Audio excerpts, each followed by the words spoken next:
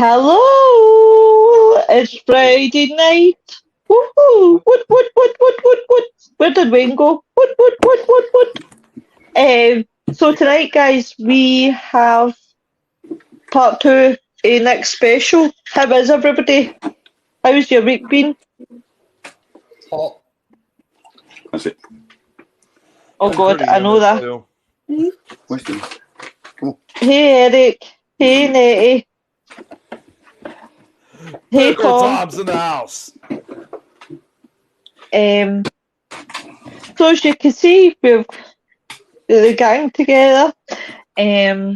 So obviously, if you didn't watch last night, you can find it in Simple Spooky Network and everywhere. Oh my God, here's that ball bag. Hiya, Scott. Hiya, Sarah Louise. Hey, Irene. Hey, Robert. So That's a nice way to greet people, isn't it? Oh, it's that ball bag.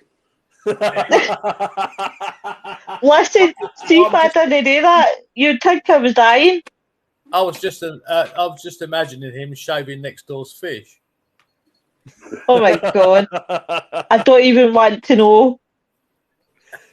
You know, I actually should just make this shout for Irene because, you know, speaking of the rest of my presentation I'm going to be presenting, just near Japan, they actually had a typhoon that pretty much was relatively close to Japan. So when she said that they got soaked yesterday, it was the result of that particular storm. So they've had a typhoon occur that's been going over the Philippine Sea for the last couple of days. That's bad. Hey, Cliff. Irene floods are bad there. So I'm not being ignorant, I'm just sharing out. Yeah, I mean, there's been some bad flooding all over the place. I mean, Greece have now started getting bad floods as well. Yeah, there's just so many floods, but also there's just so many hurricanes and typhoons that have been going on, you know, on both the Atlantic and the Pacific. It's crazy to see how many of these particular storms are going nowadays because, you know, many years prior, you would usually see maybe 1, 2, maybe 3 of these storms at the most. Now there's like 10 of them. And I do a lot of research and I try to keep up with them. But when you have basically like an entire outbreak of these storms, it's just almost impossible for me to keep up with all of them. Yeah. So, because you guys have always seen that I've always put updates for hurricanes and typhoons and other types of severe storms. But again, when you have so many of these, it's just that's why I haven't made updates lately because there's just so many of them. I agree with you. It's quite insulting. So, oh my God, get over yourself. You're good looking. Shut up, you baldy bastard. Robert, look at GB's temperature September and that pest. And he says, heck, but that's not as bad as the earthquakes. He lifted up the house and came down and it shook sideways. Do you know, Nick, I was thinking last night, right, just when I see Irene's comment, I was thinking last night, right, see when Nick was talking, he was talking about, obviously, them all sheltering in Isaac's house. And know what they did? They actually knocked like the wood. Was it Isaac that knocked the wood? No, it wasn't. That wasn't at Isaac's house. That was with a different family in Galveston. Yeah, they chopped wood with axes. And it was like it kept the house. I thought that was really interesting because I thought if they've chopped the wood and the water's coming through, would that not like sink? Like make them go deep, but apparently not, so it kept the house down. But then you think of the weight of water. Water's the most destructive one that you can have.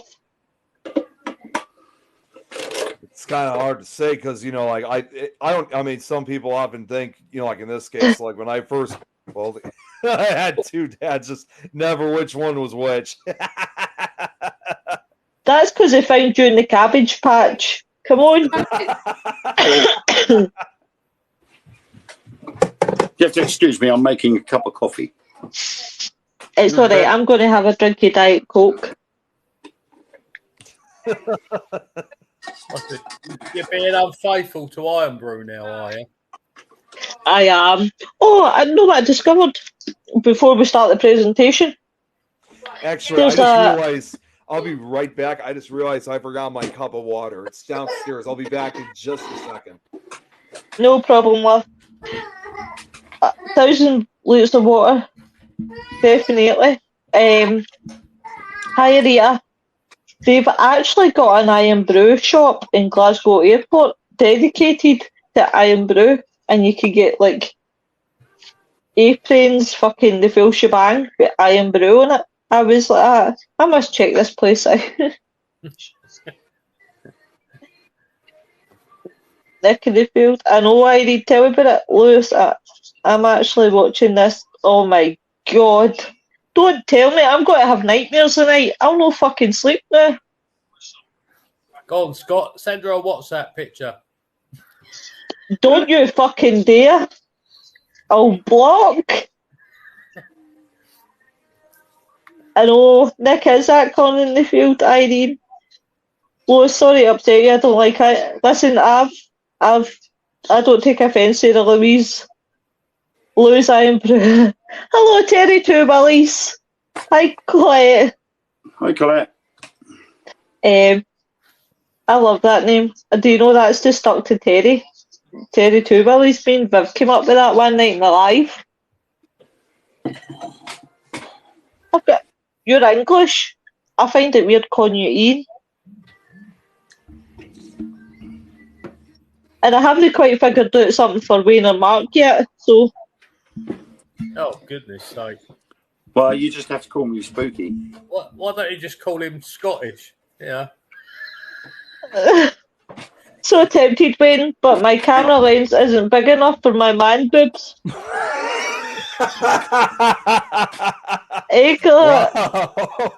Oh, love it. Oh, Hi, I like Irene. it. Neon lights. I love it. Spooky, spooky. There you go. Sorry, I had to get my water because I'm going to need it again like I did yesterday. You need to show me, Terry.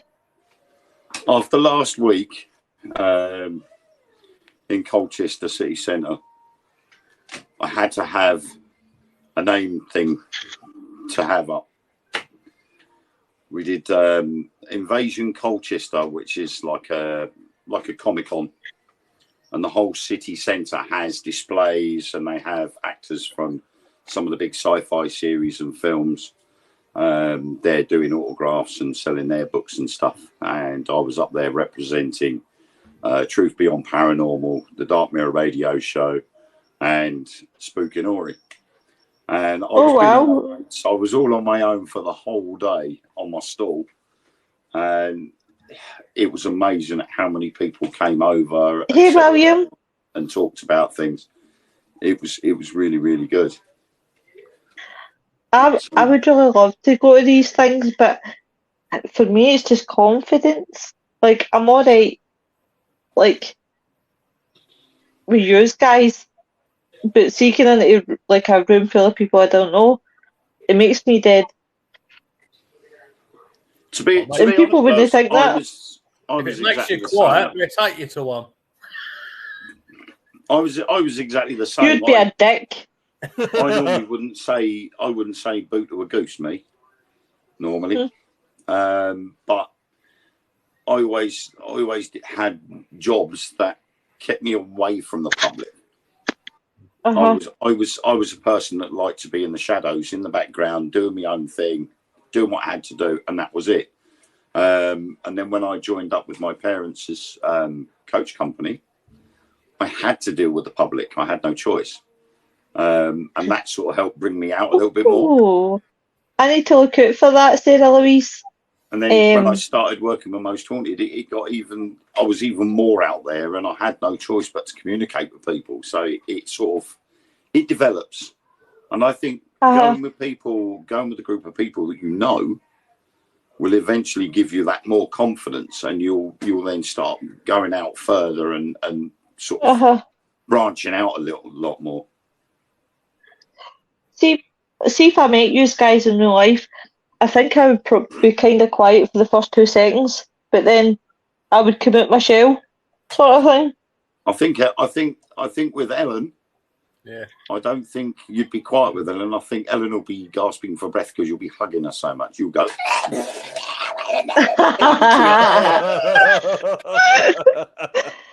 Terry says next year Lois Parameter doing North, South and West England. Oh, go ahead, Lois, and tell them my US before Nick starts if you want to. Only if you feel comfortable, Eric. Okay. Eric's father, unfortunately, has got 2 days to live. So my thoughts are with you, Eric. And as I said, if you need anything at all, we're here for you big time. All right, my friend. Much love. Definitely. I heard that the dreaded MH is now doing theatre shows. Stop the planet. I want to get off. Yeah. Yeah, they are, William, and they followed me to Blackpool last week. It was their first show, and I have inside information that you can save your money. All they're doing is sitting there talking about the show and telling everybody their top 10 most spookiest moments, which for next to nothing, you can watch that on TV or on the internet anyway. And people are paying £26 to go and see stuff that they've already seen. Yeah, it's called Most Haunted Stage Show, which I thought it was anyway. I had two friends went to the first show in Blackpool last week, and they said it was a waste of money. They could have spent £52 on a big Chinese buffet and had a really, really good night on that £52. But it's whether people want to go and see it. You know, that the thing is people have watched that show for so many years and they idolise them, and they've got the opportunity to go and see them live, so people will do it. Yeah. Unfortunately, it's people that have actually seen the light as such that will sit here like I have and gone, save your money. Definitely. I certainly won't be going to see it when they come to Colchester. Well, you're desperate, you just watch the reruns, don't you? Exactly. But this is the point, you see. They're doing the top 10 most haunted shows that they've done, and they've actually stated what shows they were. And we're like, well, hang on a minute. We've seen this on TV already. You mean basically the first series where they weren't faking? Well, that's true. Their top one was Pendle Hill, but apparently Sky still have the rights to the Pendle Hill episode, and they won't allow them to release any of the footage or anything from it. Yeah, so they had to have a different one on there instead. They're keeping that for the comedy channel, because that was quite funny. Comedy Central. So, Nick, you ready? Yeah. Just to kind of do a recap. I mean, first off, Wayne and Ian, did you guys watch part one yesterday? Did you guys see what I was talking about? I caught the start of it last night, but the kids had to be put to bed, and so I had to come off and deal with them. Oh, okay. Sorry. That's no big deal. Of course, you can always watch part one later, but yeah, I'll rewatch it because it is interesting. Yeah, because obviously, as a lot of people know already, as a quick recap, today is actually the anniversary of this event, September 8th, which a powerful Category 4 hurricane had swept across the town of Galveston, Texas. And it took most residents completely by surprise. Hundreds of people were killed from this. The entire city was was pretty much destroyed. And this storm even had a much longer path than originally how it's normally covered with a lot of these documentaries. So yesterday we were covering a little bit about the history of Galveston. We were talking also about the early stages of it.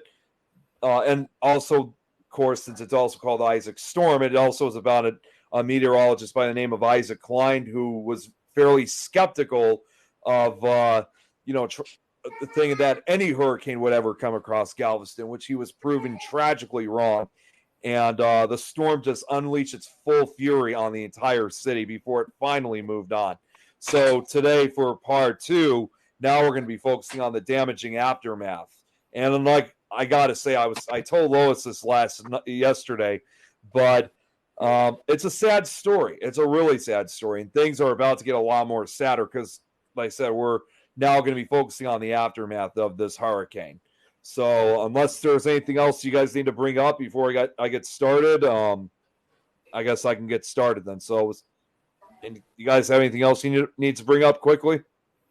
Right, I'll put on Terry's comment. My niece's husband wants to see it. She asked if I would go with him. I said I would love a good comedy. I can imagine, Terry. Can imagine. Well, the stage is yours, my friend. Okay. Smack it out. Okay, give me 1 second. Hopefully this is going to work again. Oh wait, I think I did the entire screen before. I'm going to do share system audio again. And let me know if you guys can see anything, just like a black screen. Let me know if you see that. Can you see anything? Yep, Yes. hashtray. Okay. So, like I said, with this hurricane that I was talking about last night, after hours of just merciless assault, the winds finally died down with this hurricane. So the water begins to recede. Now, after we covered the rest of the path, now we're going to be focusing back to the main area, which is Galveston, Texas. Sunday, September 9th. A beautiful sunrise reveals an otherworldly scene on Galveston Island. Now, as people people woke up the next morning, those who survived realized that they had been very fortunate. And as people emerged from their houses or crawled from whatever raft of debris had allowed them to survive, they look out on the landscape of Galveston to unlike anything they had ever seen, such as you see in these photos. More than 3,500 houses are destroyed. Thousands more are damaged. Entire blocks are swept clean. Familiar landmarks have disappeared. Some neighborhoods have literally vanished. Approximately 10,000 people in the city were left homeless, out of a total population of nearly 38,000.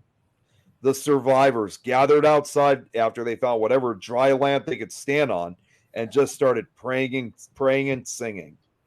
Rescuers could then hear screams and cries of survivors buried under tons of debris as they walked on the debris, trying to rescue those they could. And at first, they did whatever they could to dig and get them out using their hands or any kinds of tools they could find. Many, unfortunately, are buried so deep in the rubble that rescue is impossible. And the survivors then came to realize there was no point in rescuing them. It was too late, and there was nothing they could do for them. I mean, those who were trapped under the wreckage of the city were stuck for several days and basically cried themselves to death. Now, this next picture I'm about to bring up is a little graphic. Charles. This picture is going to be a little bit graphic, but you guys will get an idea of how really bad it was, more than just these photographs. The dead, thousands upon thousands, are everywhere, and so numerous that they quickly overwhelmed the local mortuaries and were already beginning to decompose in the warm, humid air. So right here in this photo, like right here in between and all scattered about, those are dead bodies all over the place. And now it is estimated that between 6,000 and 12,000 people, men, women, and children, lost their lives. Although the number most cited in official reports is 8,000, which was still 20% of the island's population. Most had drowned or been crushed as the waves pounded the debris that had been their homes earlier. A number of fatalities also occurred after strong winds turned debris into projectiles. Most of these deaths also occurred in and near Galveston. No one knows, or ever will know, the precise death toll from the hurricane of 1900. The storm and its aftermath was too chaotic for precise records. A survey conducted by the Morrison and Formey Company in early 1901 indicated a population loss of 8,124. More people were killed in this single storm than the total of those killed in at least the next two deadliest tropical cyclones that have struck the United States since. With the city in ruins and railroads to the mainland destroyed, the survivors had little to live on until relief arrived. Now, this is now Wayne and Ian, I know you guys haven't seen the full thing, but these are also videos I have of survivor accounts that occurred. That these were taken from two different documentaries. So this is these are. It's only going to last for again just a few seconds, but this is another survivor account video I got here.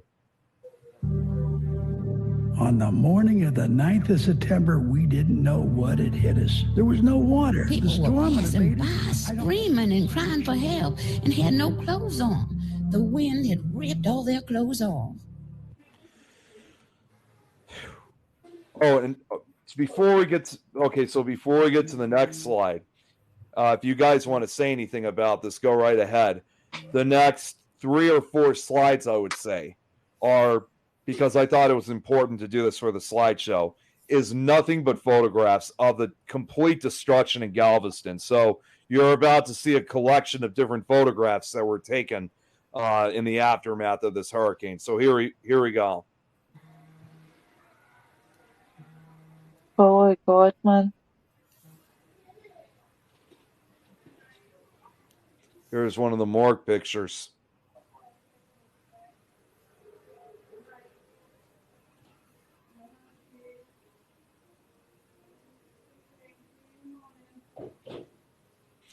This complete city just completely gone. Oh my God. Imagine that. Imagine staying there all your days and then waking up to that. It's terrible. Absolutely terrible. And I got more pictures, so these are not the only ones. Jeez.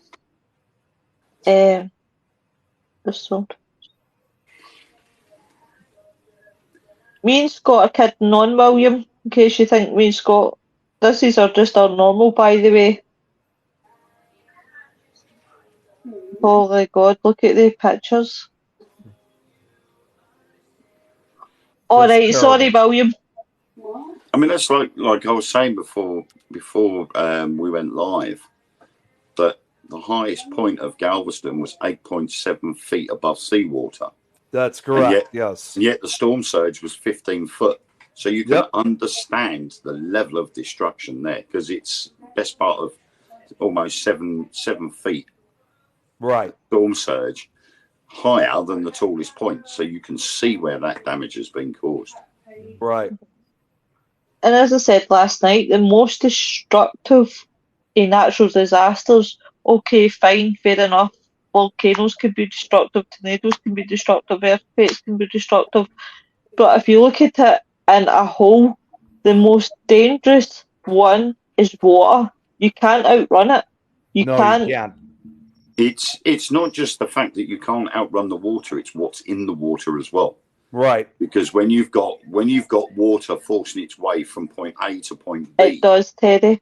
Anything that's inside the water becomes a projectile. It so does. If you've got a beam of wood under the water that's traveling quite possibly 50, 60 miles per hour because of the storm surge, if that hits you, that's going to go straight through you. It's not going to push you out the way. It's going to go straight through you. Well, and also, too, if you think about it, even if people manage to keep their heads above water from drowning, you make a good point, because, when you're in the storm surge or a tsunami of some sort, the water, it's always filled with junk. So, anybody that's caught in the middle of a storm surge will more than likely get beaten to death than drown. Yeah. So, but yeah. And crushed as well.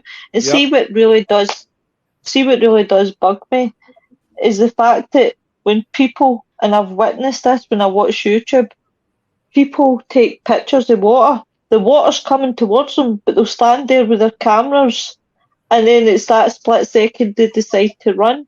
And what always will stick in my mind is the 2004 tsunami. And I'll Yeah. tell you why it's very, very haunting. Is when the water hits the beach, there's a guy that actually gets down on his knees. He doesn't run. He just gets down on the knees and the water takes him. And I can't get that image out of my head when I Yeah, I watched mean that documentary. that was acceptance. I was in Sri Lanka the year before that hit, and I was on the southern tip near Galle, and the hotel we were staying at, we'd been there and celebrated Christmas, and the actual beach itself was on a slope. The actual hotel itself was higher up than the sea, and the following year we were in Corfu, and Boxing Day we saw it on the news, and our hotel featured in the newsreel, and the actual tidal wave had literally come right over the beach. It didn't slow down, it just came straight over the top of it. It swept right over the swimming pool and straight through the hotel and out the other side. Jeez. And there was a railway line that ran along the side of the main road, and the water just went straight down the driveway of the hotel, straight over the railway line, and anything that was in its way, boom, it was gone. And it was horrific to see, to think that I was there a year before, swimming in that swimming pool, walking along that beach, and I must have been at least a 12-foot incline from the top of the gardens where the pool was down to the water's edge. Had to have been about a 12-foot incline. Oh man. So that goes to show how high it was for it to just come walking, and it was like nothing was there. It just swept straight across the top. And I totally agree with you, Sarah. It's horrifying to see, and it's it's going to kill people regardless. And I think with what you saw with the guy on the beach on his knees, he accepted Oh the my fact God. he wasn't going to get away. Terry's daughter was in that Boxing Day one on Kopai. She witnessed it. She still has bad dreams. Cal says it was night at beach and Mr. Cobby was the only survivor. When he was talking about he went to Thailand 6 years of the Boxing Day disaster, and the bar he was drinking at has pictures, etc. of that, and still had the watermark on the walls, and this was 900 metres from the beach. Sarah says also the water will carry many different diseases. That's right. Yeah. Water is the worst. Look at the great floods from the past and the history. Definitely, Mark, without a doubt. So I got, I believe, two more slides of more photographs. So I got this actually might be the last one. So here's the last collection I got. But yeah, as you guys can see, this is just absolutely devastating from what you're saying. Oh my God. So sad. Looks like almost a complete war zone.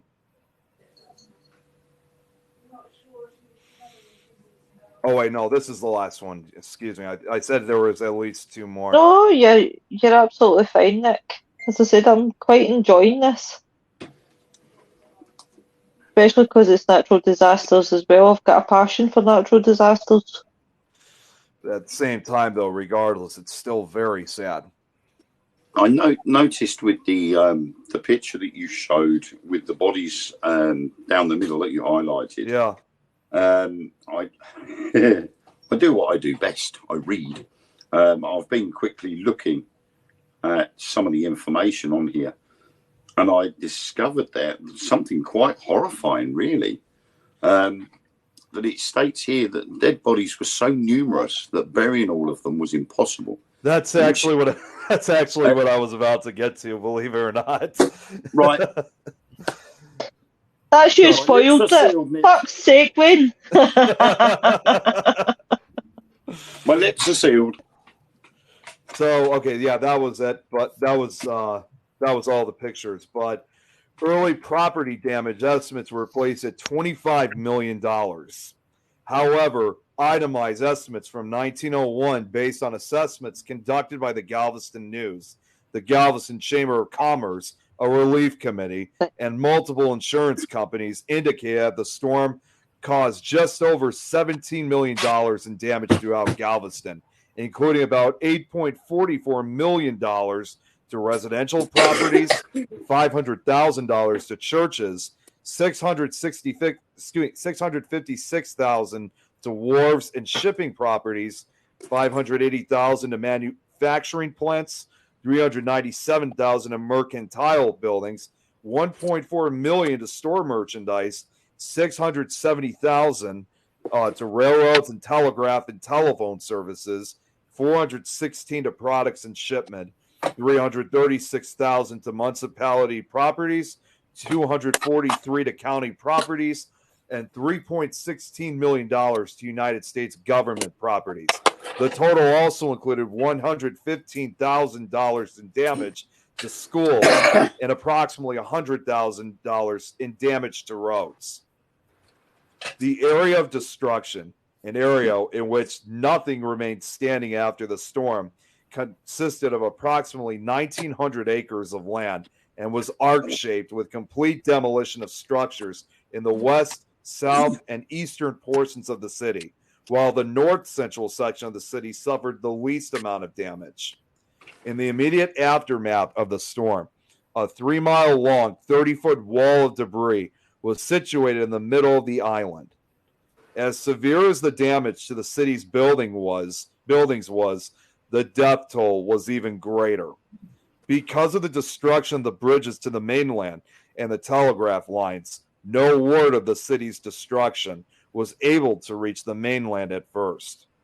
With telegraph lines down, it takes days for word to reach the rest of the country about the tragedy in Galveston. It's only then that help and assistance begins to arrive. The devastation was then captured by a cutting-edge invention. A gentleman who was working for an inventor, Thomas Edison, had just invented a new invention called the movie camera. Now, what I'm about to show you guys, by the way, is probably the most important image of all the images that you've seen involving the devastation of Galveston. Check this out. Hang on.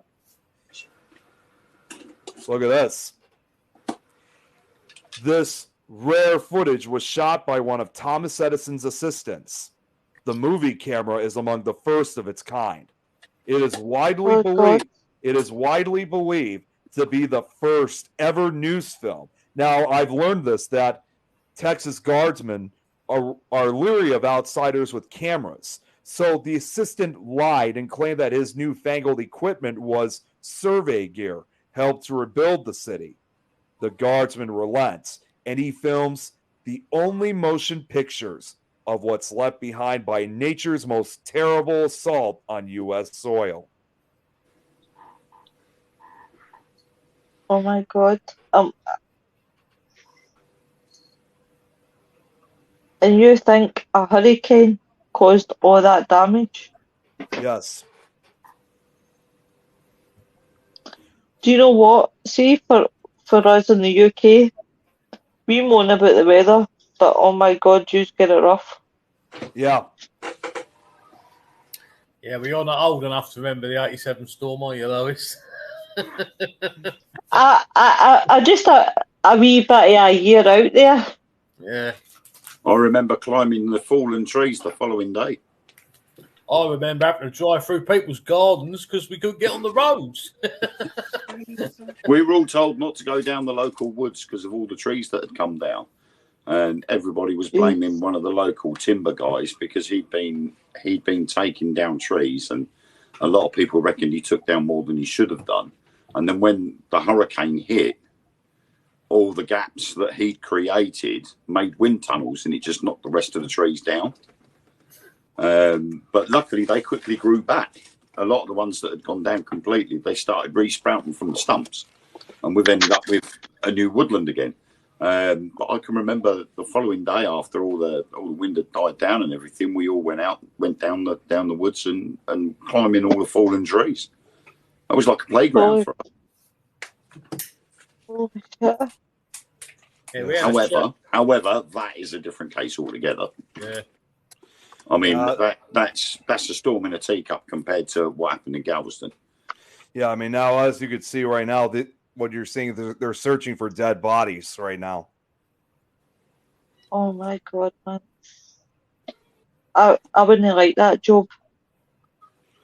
Well, and the story behind how all these guys had to take part in it, it's pretty murky, which we'll definitely get to in just a sec after this footage ends. This is about a 3-minute video, so I think there's at least 2 more segments of this footage.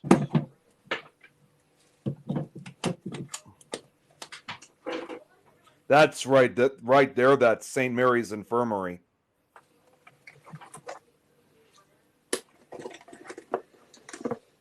I can only imagine also too, like, even though there's no sound to this, just like imagine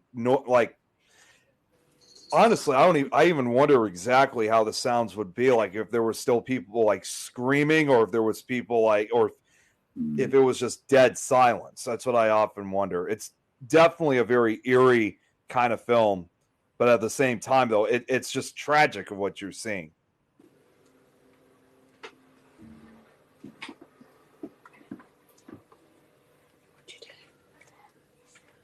Yeah, I think this is the last segment.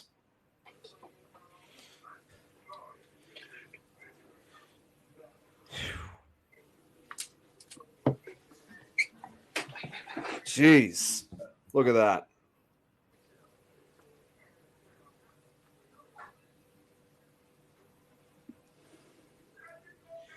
So, Lois, what are your thoughts about this particular footage?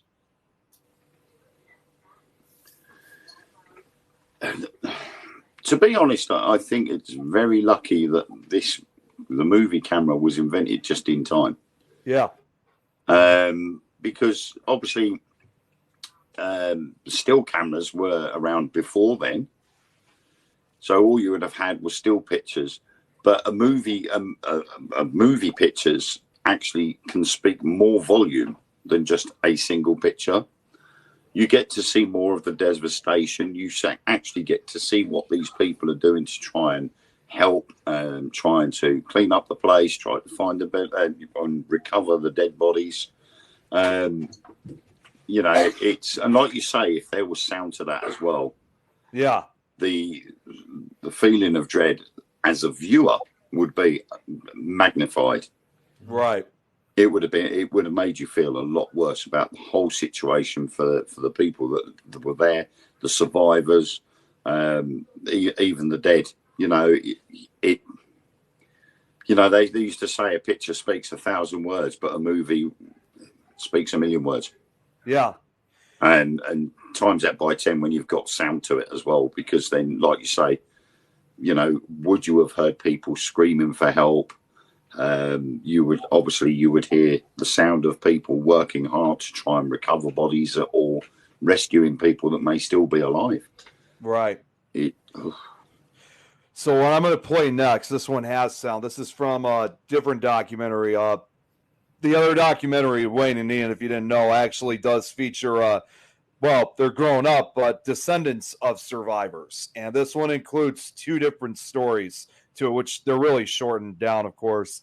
And the first one kind of has kind of a comedic kind of, I hate to say the word comedic for such, a devastating disaster, but it's just something that it's actually quite fascinating. The other one is certainly a sad story. So this is only just going to be about a minute clip. So this deals with descendants of survivors. On the Weather Channel, you'll see tornado damage, and these homes are literally wiped out.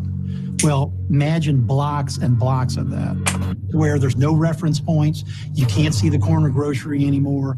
It's just wood wreckage for as far as you can see. In an audio-taped history recorded 70 years after the hurricane, Paul Betancourt's grandmother remembers how her aunt couldn't find her house in the unrecognizable landscape. Their only clue was a family pet. They never would have found their place, but my aunt had a potty, and it was up in the attic. The Walstein families had a parrot course, and the parrot's name was Polly. I mean, you can't make this up. It's real. Okay, that's right. So this Polly, the parrot, was in the attic. And the attic didn't go to pieces. It just sat on top of the house. The next month, the Polly was like, pretty Polly, pretty Polly. That's how they found where they lived.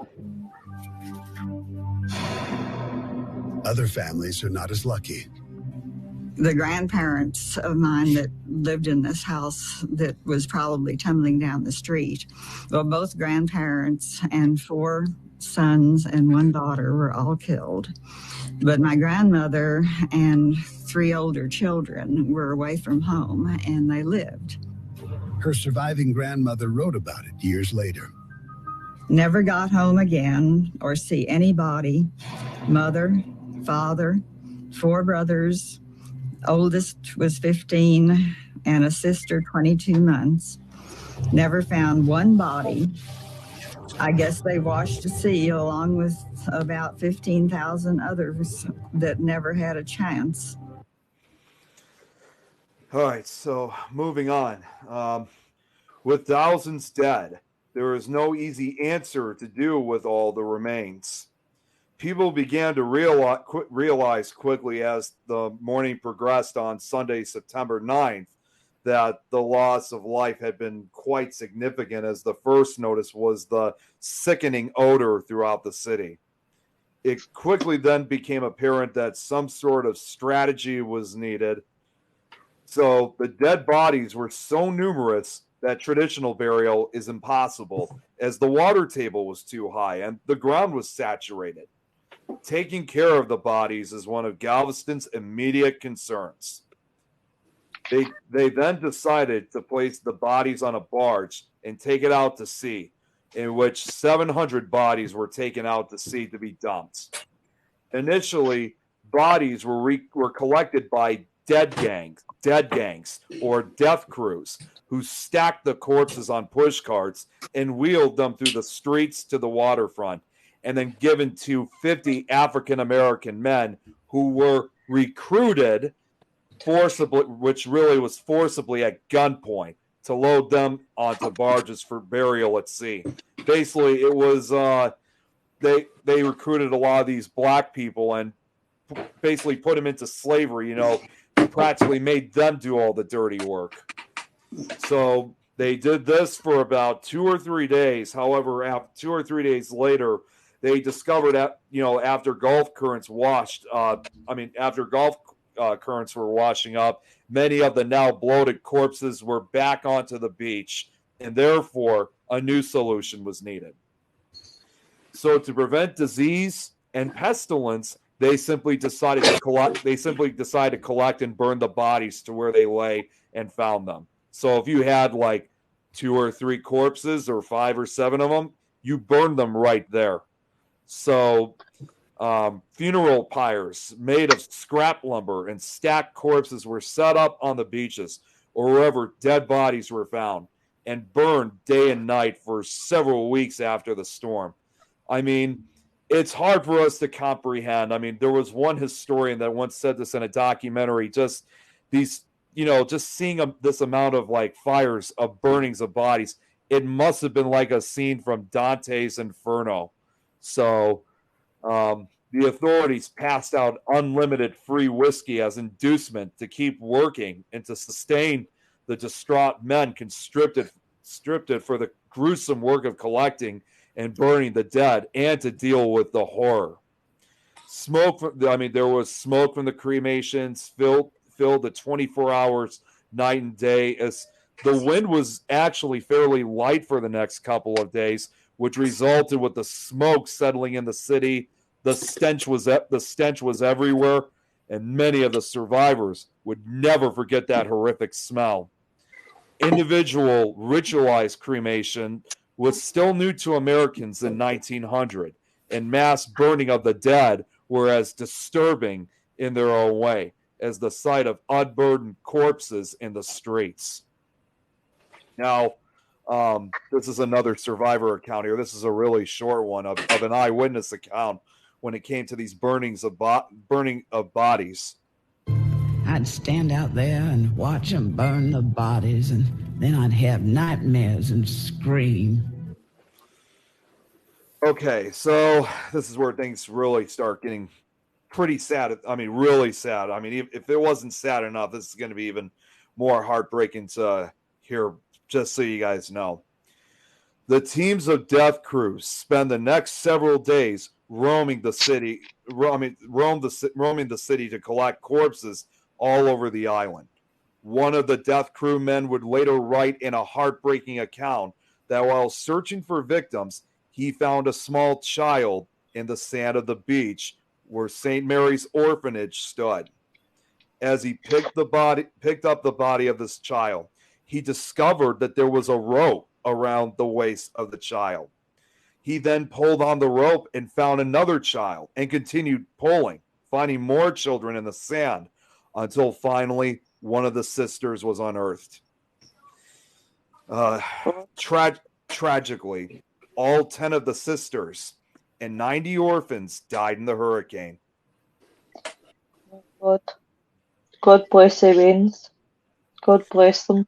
And only 3 of the orphans, William Murney, Frank Madera, and Albert Campbell, survived. I mean, it is still absolutely shocking that only 3 of the orphans survived and none of the other kids or the sisters did. Somehow there was. Hold on one second, guys. That was not supposed. The fade-in didn't come in. Give me 1 second here. Bear with me. Right, well, while you're doing that, Nick, I'll go through the comments. Cal said so many people died because they were taking pictures and videos. To this day, they find stuff from that day. They certainly do, Cal. Mr. Cole broke both legs and multiple other bones because he got stuck between a tree and a car and managed to crawl up onto the other car and then on top of the bar. Mark says, I can't remember it before my time. Terry says, I was in Key Largo, Florida when Hurricane Mitch hit. There was 4 English on shore watching trees flying. Smell was horrible, says.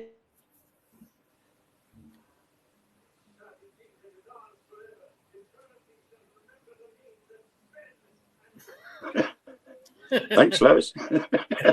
Yeah, who turned her off? Yay! Yay, fuck yous. And walking out of the bar to distract. Plus, when terrorists attacked London, I was having a breakfast at the Russell Hotel, and I was going to a ghost hunt in London when the Paris attacks happened. Jesus Christ, Cal, you've been through it.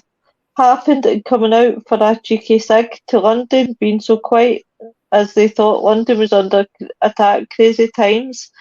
Jeez, oh, Cal, you've certainly walked into a few. Holly says I was off coast of Cape Fear, South Carolina on a military vessel when Hurricane Andrew hit South Florida. That was some scary times. One of the hurricanes that hit South Florida not too long ago, the sharks were taking the bodies. Lois always freezes. Lois was actually quiet for a few seconds. Happy days. Fuck you, Baldy. Thank you, Sarah. Lois, Sarah, for sticking up for me. Yeah, someone's good. Oh, she loves me. So you guys can see the screen again, right? Yep. Okay. Yep. All right. So are we good to go then, or? Yeah, carry on, honey. Okay. So Just say yeah. So this what I'm about to bring up next. So the story behind these 3 orphans that managed to survive, apparently, well, miraculously, all three ended up together clinging to a tree in the water throughout the night. After floating for more than a day, they were eventually able to make their way into town, where they told the Sisters of St. Mary's Infirmary about what had happened at the orphanage. One of the boys remembered a nun. Oh, this part really hit me hard, honestly, first time I read this. One of the boys remembered a nun, Sister Catherine, tightly holding 2 small children in her arms, promising not to let go. In the following days, the bodies of the sister and children were found scattered across the shore, half buried in the sand. 2 of the sisters were found together across the bay on the mainland. Sister Catherine, was still devotedly embracing and tightly holding the two small children in her arms she had vowed not to release. Even in death, she had kept her promise to not let go. The heavy, coarse dresses and habits these brave women wore had made it impossible to stay above the water once they were wet. Each nun's group were buried wherever they were found, with the children still attached to them. Now, I'm going to play another video here. This is going to be about a 5-minute clip. This was actually filmed back in the mid-1990s, and this is where they actually interview the, now grown kids of the surviving orphans. So this was shot back in 1994. So now you guys will get a better understanding of how these 3 orphans managed to survive through the interviews of their grown-up kids. So here we go. 4 years ago this week, the worst natural disaster ever to strike this country hit the Texas coast. 6,000 people were killed on Galveston Island in the great storm of 1900. Our Charles Hadlock reports tonight some of those who died are now being remembered.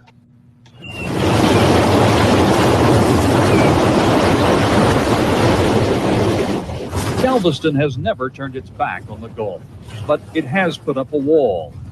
For most of this century, the wall has protected the city from powerful hurricanes, but it cannot protect it from the painful memory of what happened here during the Great Storm of 1900.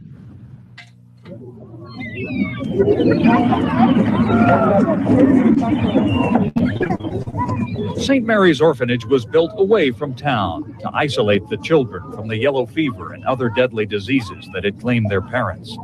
10 Catholic nuns ran the orphanage. In the summer of 1900, 93 children lived there.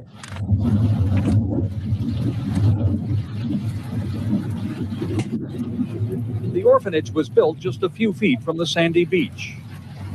On September 8, 1900, the sisters looked out from the orphanage and knew something was wrong. They could see it coming in, and that they knew the wind was getting higher and higher. Julia Wilson's father, Frank Madera, was one of the boys in the orphanage. He and the other children were told to prepare for a storm. Earlier that day, Sister Elizabeth Ryan had gone to town to gather provisions. She stopped by St. Mary's Infirmary to visit the sick. The sisters here at the hospital tried to encourage Sister Elizabeth Ryan to stay. They said, just wait till after the storm passes. And she said, no, she said, I have to get back to the orphanage. She said, because I have the provisions in the wagon. And if I don't get back, the orphans will have no supper tonight. She didn't know that whether she made it back or not, there would be no more suppers at the orphanage. The sisters at the orphanage moved the children from the boys' dormitory to the new, stronger girls' building next door. And they sang an old French hymn called Queen of the Waves. And they sang that song trying to keep the children calm.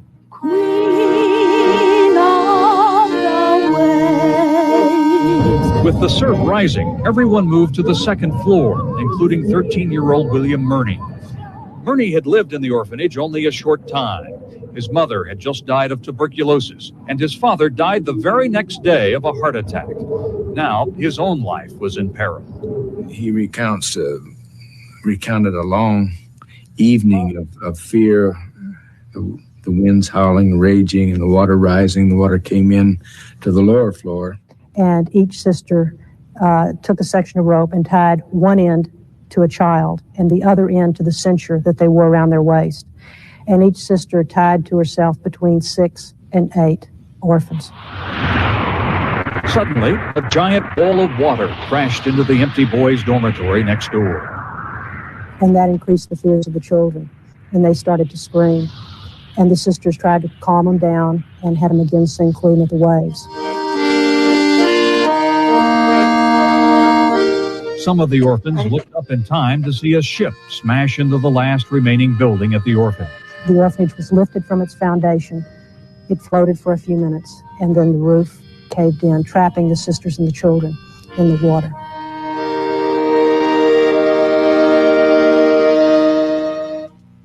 The whole building seemed to collapse at once. William Murney grabbed his younger brother. He was holding his brother, his 8-year-old brother.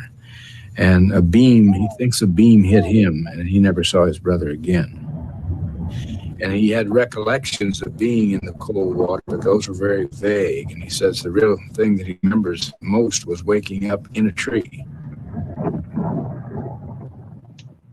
3 boys survived the storm by clinging to a tree. Everyone else died in a watery grave. One of the scenes he did recall is after he was awakened and was in the tree, seeing some of the bodies of the nuns floating by with 2 or 3 orphans tied to them. Eventually, the boys were rescued. Men, he said, were either sailors or people from Galveston that had a small boat that came by and picked them up. By daylight, the boys could clearly see how truly lucky they were. 6,000 people had died during the night. Many bodies, including those of the nuns and children, were buried where they were found. Others were loaded onto barges and carried out into the Gulf. The young survivors grew up quickly. William Murney lived at St. Mary's Infirmary after the storm and helped the nuns there care for the injured. He later lied about his age and got a job with the railroad. Murney stayed in touch through letters to the other 2 boys with whom he spent that terrifying night together, clinging to a tree. But over time, they drifted apart. Now, 94 years later, the state of Texas is honoring the nuns and children lost in the orphanage. The descendants of the 3 survivors will attend the dedication of a marker placed near the site of the orphanage.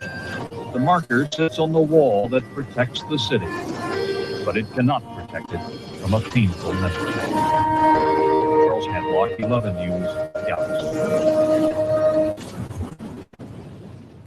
And that marker will be dedicated Thursday night. Dan has the...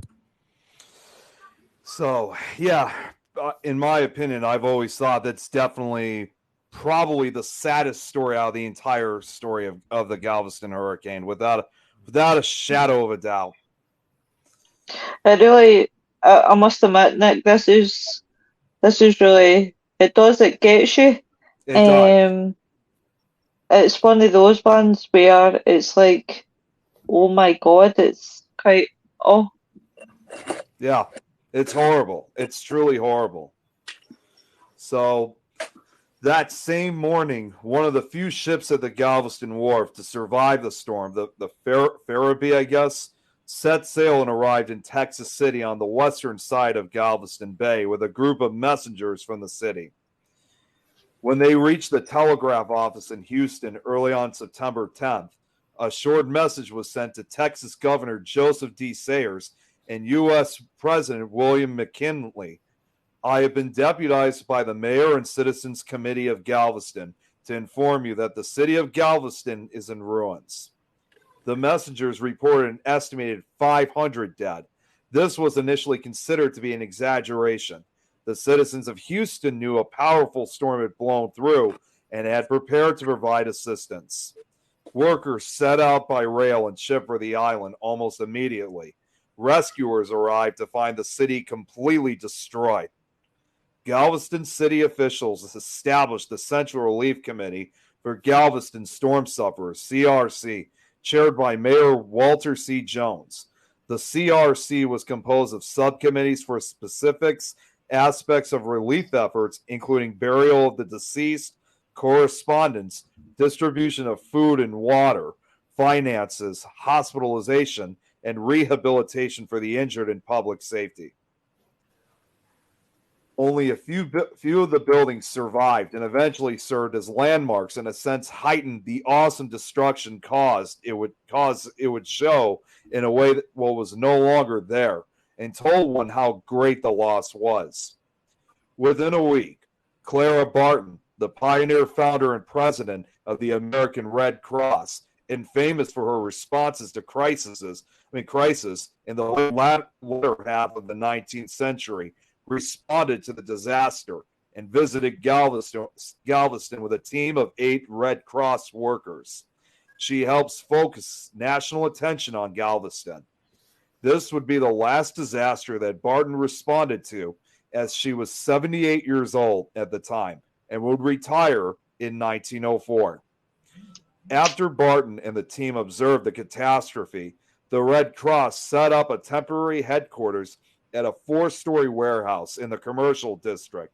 her presence in Galveston and appeals for contributions resulted in a substantial amount of donations. Overall, 258 barrels, 1,552 pillowcases, and 13 casks of bedding, clothing, crockery, disinfectants, groceries, hardware, medical supplies, and shoes were received at the warehouse, while $17,341 in cash was donated to the Red Cross. Contributions, both monetary gifts and supplies, were estimated to have reached about $120,000. The funds provide survivors with clothes, food, and shelter, but nothing could ease the agony of Galveston residents, many of whom continue to desperately search for their loved ones. This is, I think, the very last account, actually, I think I have. This is another real short one. Mrs. Clara Barton dressed my sister in a Red Cross uniform, then became, what shall I say, the city caught its second breath.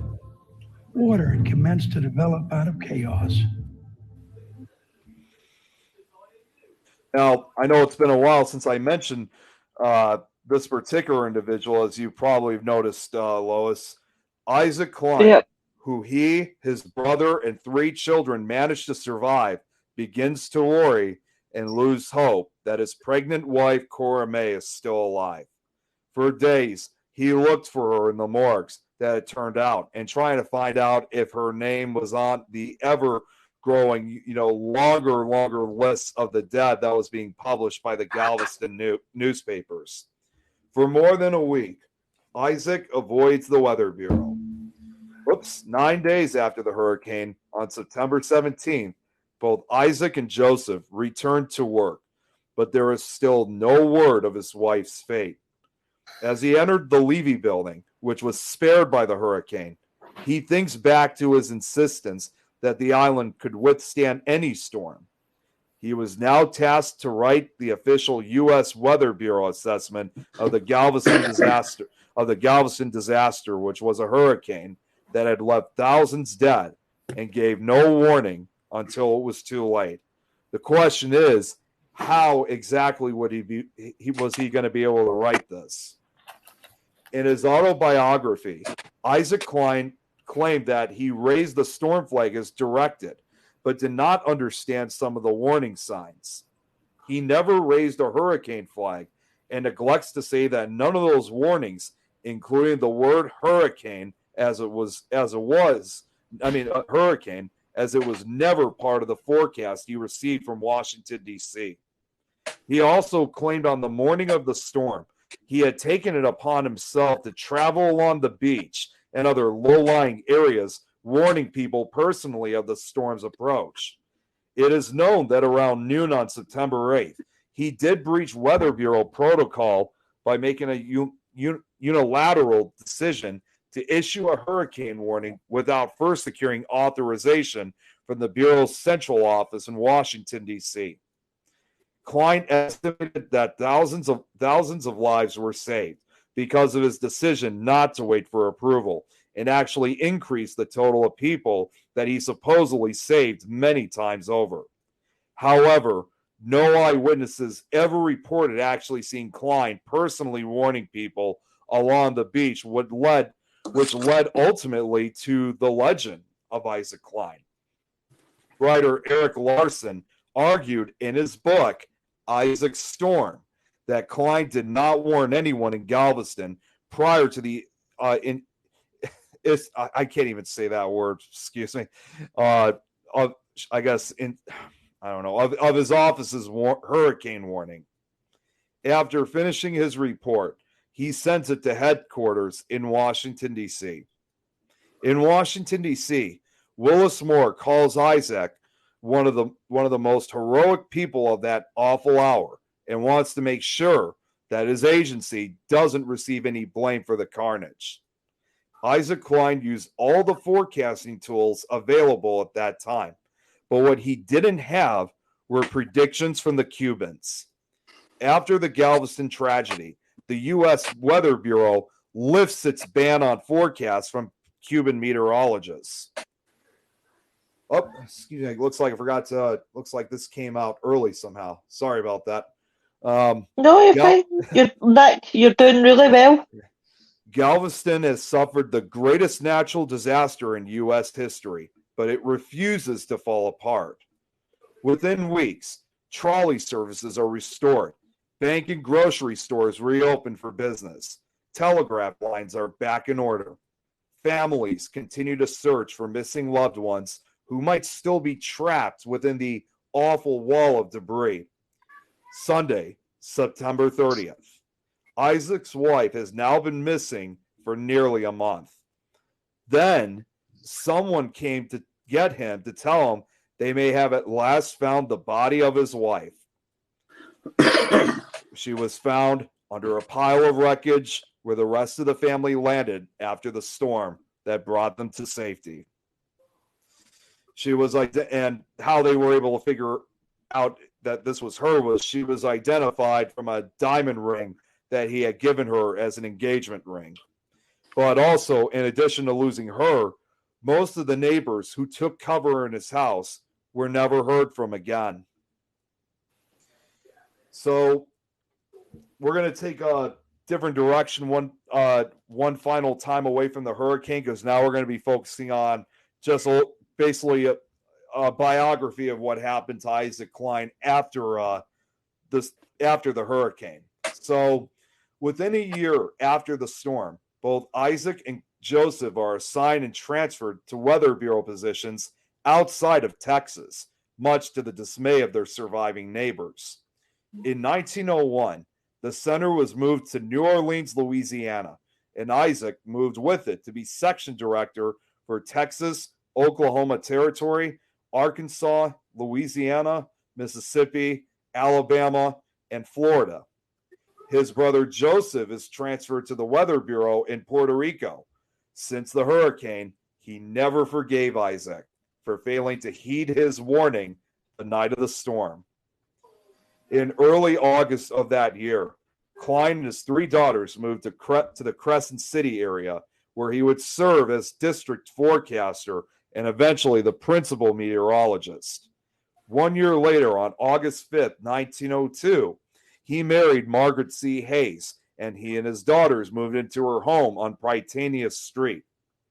His passion for improving storm warning systems was a driving force throughout his career. In the wake of the Great Storm, and from the time he moved to New Orleans, he also took up painting and begins a collection of art and antiques, spending his free time restoring them in 1903. He often broke up his annual leave time into half days, enabling him to attend auctions and estate sales. Local families who wanted to dispose of old family art collections often went to Klein first, due to his reputation for fair pricing. He restored many of the paintings himself and resold them to make money to purchase others. Isaac and Margaret's shared love of art was probably larger what drew Klein and his second wife to each other. In February of that year, his studies were put to the test when heavy rains foretold dangerous conditions on the Mississippi River. On March 9th, without the permission of the bureau chief, Klein issued warnings of an impending flood record stage of 21 feet in New Orleans during the following 3 to 4 weeks, and encouraged the construction of a temporary levee extension. He was ordered by his superiors to lift the warnings, but refused, responding, "Is it not better to warn people of approaching disaster sufficiently in advance to enable them to prepare to meet it than to let them be caught unprepared?" Klein's decision, believe it or not, saved lives. Floodwaters rose to 20.7 feet, a height other experts had denied were possible, and the levee broke. The disaster would surely have been worse without Klein's warnings, and the public celebrated him. His supervisors conveniently failed to mention this fact in damage reports after the event. Instead, they planned to remove Klein from his position to save embarrassment on their part. 9 months later, Klein received an official communication that his forecasts were not up to acceptable standards, and as a result, he was being transferred to Honolulu, Hawaii territory. Only the intervention of the Louisiana congressional delegation saved him from the transfer. He also worked for the Weather Bureau for another 3 decades. Oh, it happened. That's weird. In March 1913, Bureau Chief Moore resigned under pressure and was replaced. Among Klein's most successful forecasts was that of an approaching hurricane in 1915.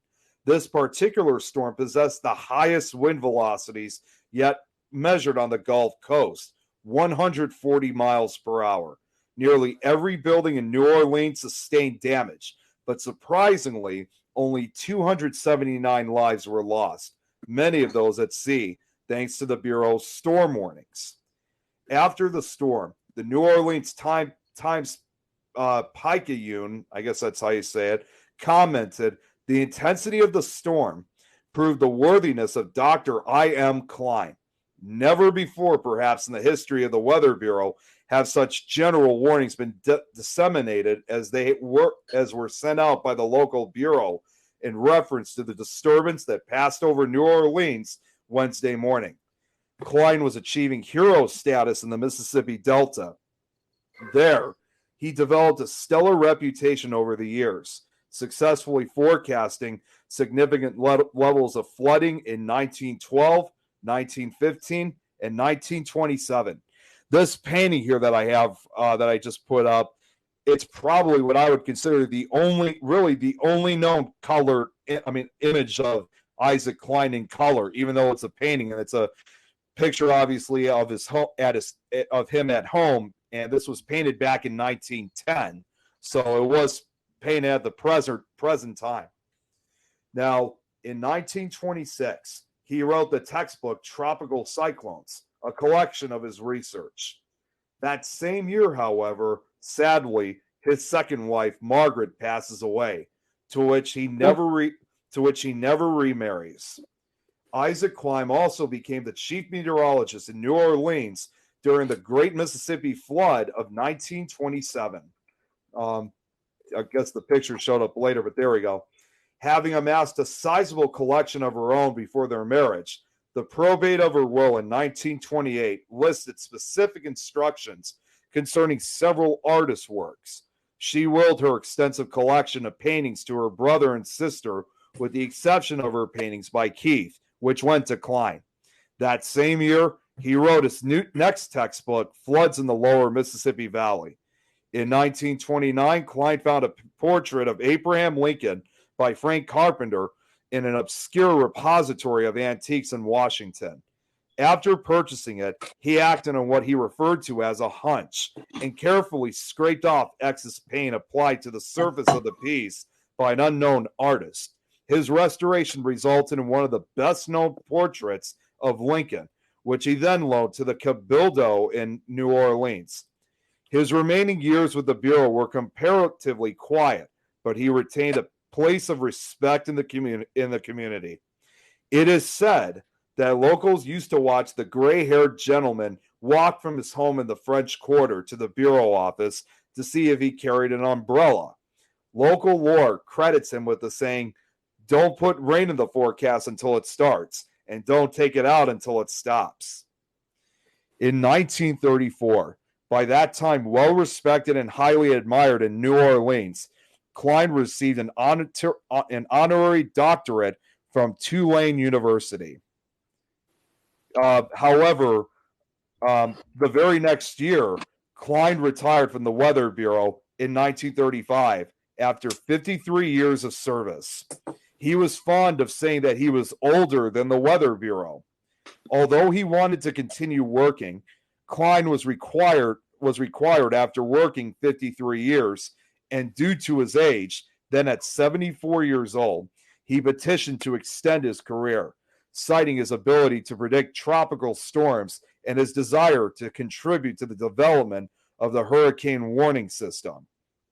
Though he begrudgingly accepted retirement, it provided him with the time to dedicate to his love of art.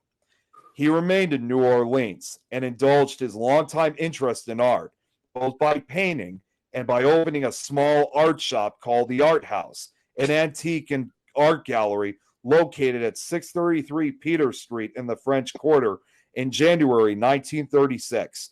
And this is really the only photo I was able to find of Isaac Klein and his art house as evidence in this 1940 photo. However, as one could imagine, especially during this time, the era, by then the carnage of World War I and the chaos of the Great Depression had shattered the optimism that greeted the 20th century. Still, he clung to his faith in science as an agent of hope, as he published multiple books about art. Now, this photo of him, you can see now he's a lot older in this one. This was, I believe, him at an art auction in 1943. So by then, he would have already been like this. I think he was in his 80s at this point. Specializing in early American portraits and Chinese bronzes, the pursuit made him a wealthy man. In addition to collecting artwork, he continued his work restoring paintings and antique glassware in the studio as well. Klein was the first to admit that his hobby was much inspired by the connections it provided him to the upper levels of society as the sheer love of the work itself. He became a fixture of the French Quarter, known for his warm smile and welcoming handshake. The scientist did not leave his dedication to weather entirely in the past. In addition to continuing his meteorological work, he published a scientific monograph entitled A Century of Progress in the Study of Cyclones in 1942. It was considered one of the most important works of its kind at the time. One of which was Storms, Floods, and Sunshine, published in 1945. In the book, he shares, choice paintings and other works of art appealed to me. I bought paintings, porcelains, bric-a-brac, and small pieces of furniture soon after my arrival as a hobby. In 1946, Isaac's brother Joseph discusses the storm and its aftermath in his autobiography, When the Heavens Frowned. So now we're starting to see him getting. These are pretty much the last remaining photos I have of him, pretty much later in life. In 1953, Klein became very ill and had to sell his beloved art house. In spite of his illness, he continued moving forward throughout the last few years of his life. Isaac Klein died on August 3rd, 1955, at the age of 93. As a new hurricane approached the Gulf. His brother Joseph died 8 days later on August 11th at the age of 84. Isaac is buried in Metairie Cemetery in New Orleans in a plot belonging to the family of one of his daughters. No headstone bears his name or hints to the incredible man who rests there. After his death, he was passed into Galveston lore, until author Eric Larson re-examined that fateful day in 1900, which became the basis for his book, Isaac's Storm. Even after the great hurricane of 1900 nearly wiped out their town, Galvestonians remained loyal to their chief weather expert. So, he was not like ran out of town, when he decided to leave, tar and feathered or anything like that. And in spite of some of the controversies involving him, I mean, that's what, again, kind of inspired the legend of Isaac Klein. And honestly, at the same time, although he was really trying to remain convinced, I guess, that no such storm could ever strike this area of Texas, at the same time, though, although he was, terribly mistaken, a lot of people in Galveston will tell you this, and I actually do agree with a lot of them, including the historians. But I don't believe Isaac should be blamed for what happened because, simply because he was a product of his time. Without a shadow of a doubt, he was a true Texas hero. It really was. And it looks like going by what you've read out there, is that if he hadn't of warned people first. You know, rather than go through the proper channels, he warned people first before he notified the authorities. Right. So he actually saved a lot of people before the government were willing to do anything about it. So the death toll would have been a lot higher had he have done what he, you know, if bureaucracy hadn't have got in the way, or had got in the way in this case, if they'd have turned around and said, you're not to say anything, the death toll would have been a lot higher. Definitely. But obviously, because he told everybody about what was coming, a lot of people would have already left. Yeah. And would have been safe. So had he have not have done that, a lot more people would have died. Mm-hmm. Well, I'm also going to point something else out. The fact that Isaac Klein also died at 93 years old, I actually did notice something, a strange connection between his age, of the age that he died. He was 93 years old. And if you look back in the case with Galveston, in the case with the orphanage, there were 93 children in that orphanage. And 90 of them. I never actually thought of that. Oh, and here's the other thing, and this actually kind of sent a chill to me when I finished this presentation, because I was not even really aware until I finished it up. This entire amount of slides that I have on this presentation, there's 93 slides. So it may just be coincidental, but certainly it gave me goosebumps when I found out that my presentation ended completely at the number 93. That's freaky. That is actually pretty freaky. Yeah. So going back to Galveston now, like officially, this is like what I would consider the final part of this presentation. As Galveston wakes up from its nightmare, very difficult decisions must still be made. People of Galveston had to then make a determination, either whether to leave Galveston or to stay and rebuild their city. Throughout town, railroads offered free rides for any of the survivors who wanted to get off the island, to which a lot of people did leave and never came back for their possessions, as they were so horrified by what they've seen and what they've lost. As a result, 2,000 people left the city after the storm and never returned. Many, however, the vast majority of Galveston, stayed and do what they can to rebuild their city. Those who stayed showed how much effort they were willing to put in to build this from nothing to a new and improved community. Because, understandably, though, it would take years. It would take years to recover for the hurricane of 1900. So, survivors set up temporary shelters in surplus United States Army tents along the shore. They were so numerous that observers began referring to Galveston as the White City on the beach. In the first 2 weeks following the storm, approximately 17,000 people resided in these tents, vacant storerooms, or public buildings. Others constructed so-called storm lumber homes, using salvageable material from the debris to build shelter.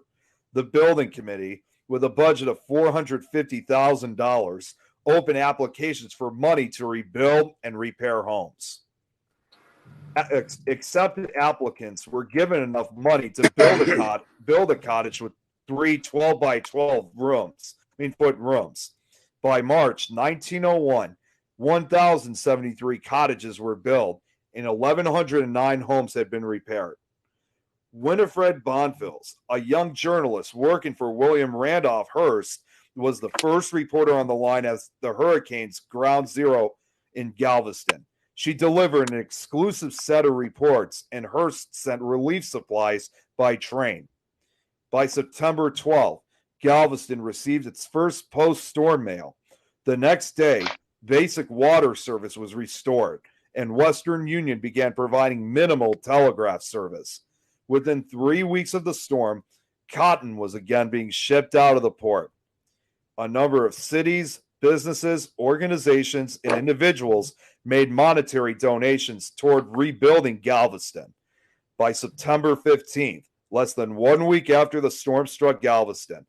Contributions totaled about $1.5 million.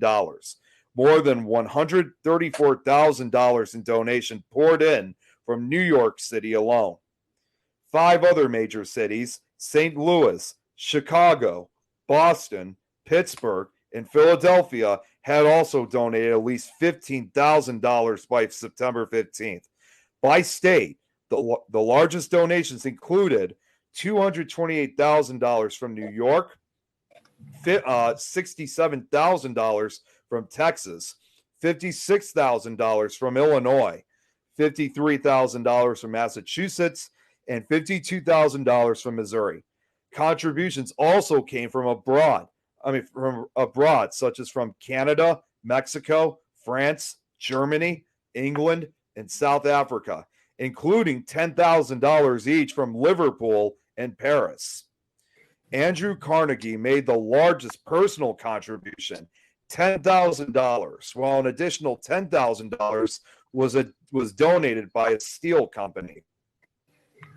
But so, in spite of what the future of their city was going to be like, in spite of the mass destruction that they had went through, there was something that they always had, that they did remind themselves, that in spite of all this destruction that they went through, it was the richest city in Texas. A lot of people have lived in that area for a very long amount of time. So, it was quite an important part of their family history. So I think pretty much the city of Galveston still kind of had that title in Texas, and that a lot of the stuff, the destroyed particles or remains were actually salvageable, that could be better for rebuilding.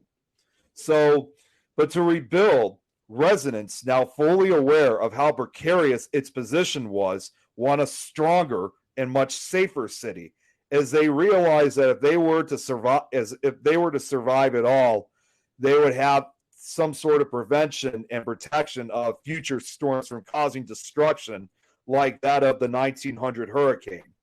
Many improvements to the island were made. Galveston then answers the challenge with a perfect solution. A board of engineers formed to work out the specifics of protecting Galveston from the sea issues its recommendations in January 1902 to build a seawall along the Gulf Coast in order to deflect incoming waves and raise the elevation of the entire island. The city of Galveston hired a team of 3 engineers to design structures for protection from future storms. Alfred Noble, Henry Martin Robert, and H.C. Ripley. The 3 engineers recommended and designed a seawall. In November, residents of Galveston overwhelmingly approved a bond referendum to fund building a seawall, passing the measure by a vote of 3,085 to 21. Work on the wall and rebuilding begins that year under the direction of Robert. So this was when the wall was first under construction. The wall was built to a height of 17 feet tall, 16 feet wide at the base, and 5 feet wide at the top, and had a curved surface facing the Gulf. The reason for a wall that high, because you're probably wondering, it was 17 feet high. Why? Because the maximum storm surge caused by the 1900 storm was just under 16 feet. So the idea would be when giant waves came in, they would go up and then fall back on the next incoming wave. The seawall alone cost over $1 million, and much of the city's tax base still lay in ruins. But, it says the same thing again. So never mind. I'm just going to skip ahead. But it did cost $1.5 million, and it weighed 20 tons per linear foot. The first segment of the seawall is completed in July 1904 and stretches across 3 miles of shoreline. Now, the first test of the seawall's use was in 1909 when a 9-foot tide floated to the island from a hurricane that came ashore about 80 miles to the south. Sadly, 5 died in Galveston, but all were in areas not protected by the seawall. Construction of the seawall continued for several decades, with the final segment finished in 1963. Upon completion, the seawall in its entirety stretched for more than 10 miles. Another dramatic effort to protect Galveston was its raising, also recommended by Noble, Robert, and Ripley. In order to support the wall, the city had to be raised to push enough mud and sand behind the wall to support it. Approximately 15 million cubic yards of sand was dredged from the Galveston shipping channel to raise the city, some sections by as much as 13 to 17 feet. The plan is to raise the elevation on the Gulf side to meet the top of the seawall. So, and one thing I forgot to mention about the seawall is that it was probably one of the most amazing pieces of construction for, that particular, I mean, not just for Texas, but for that particular point in time, definitely.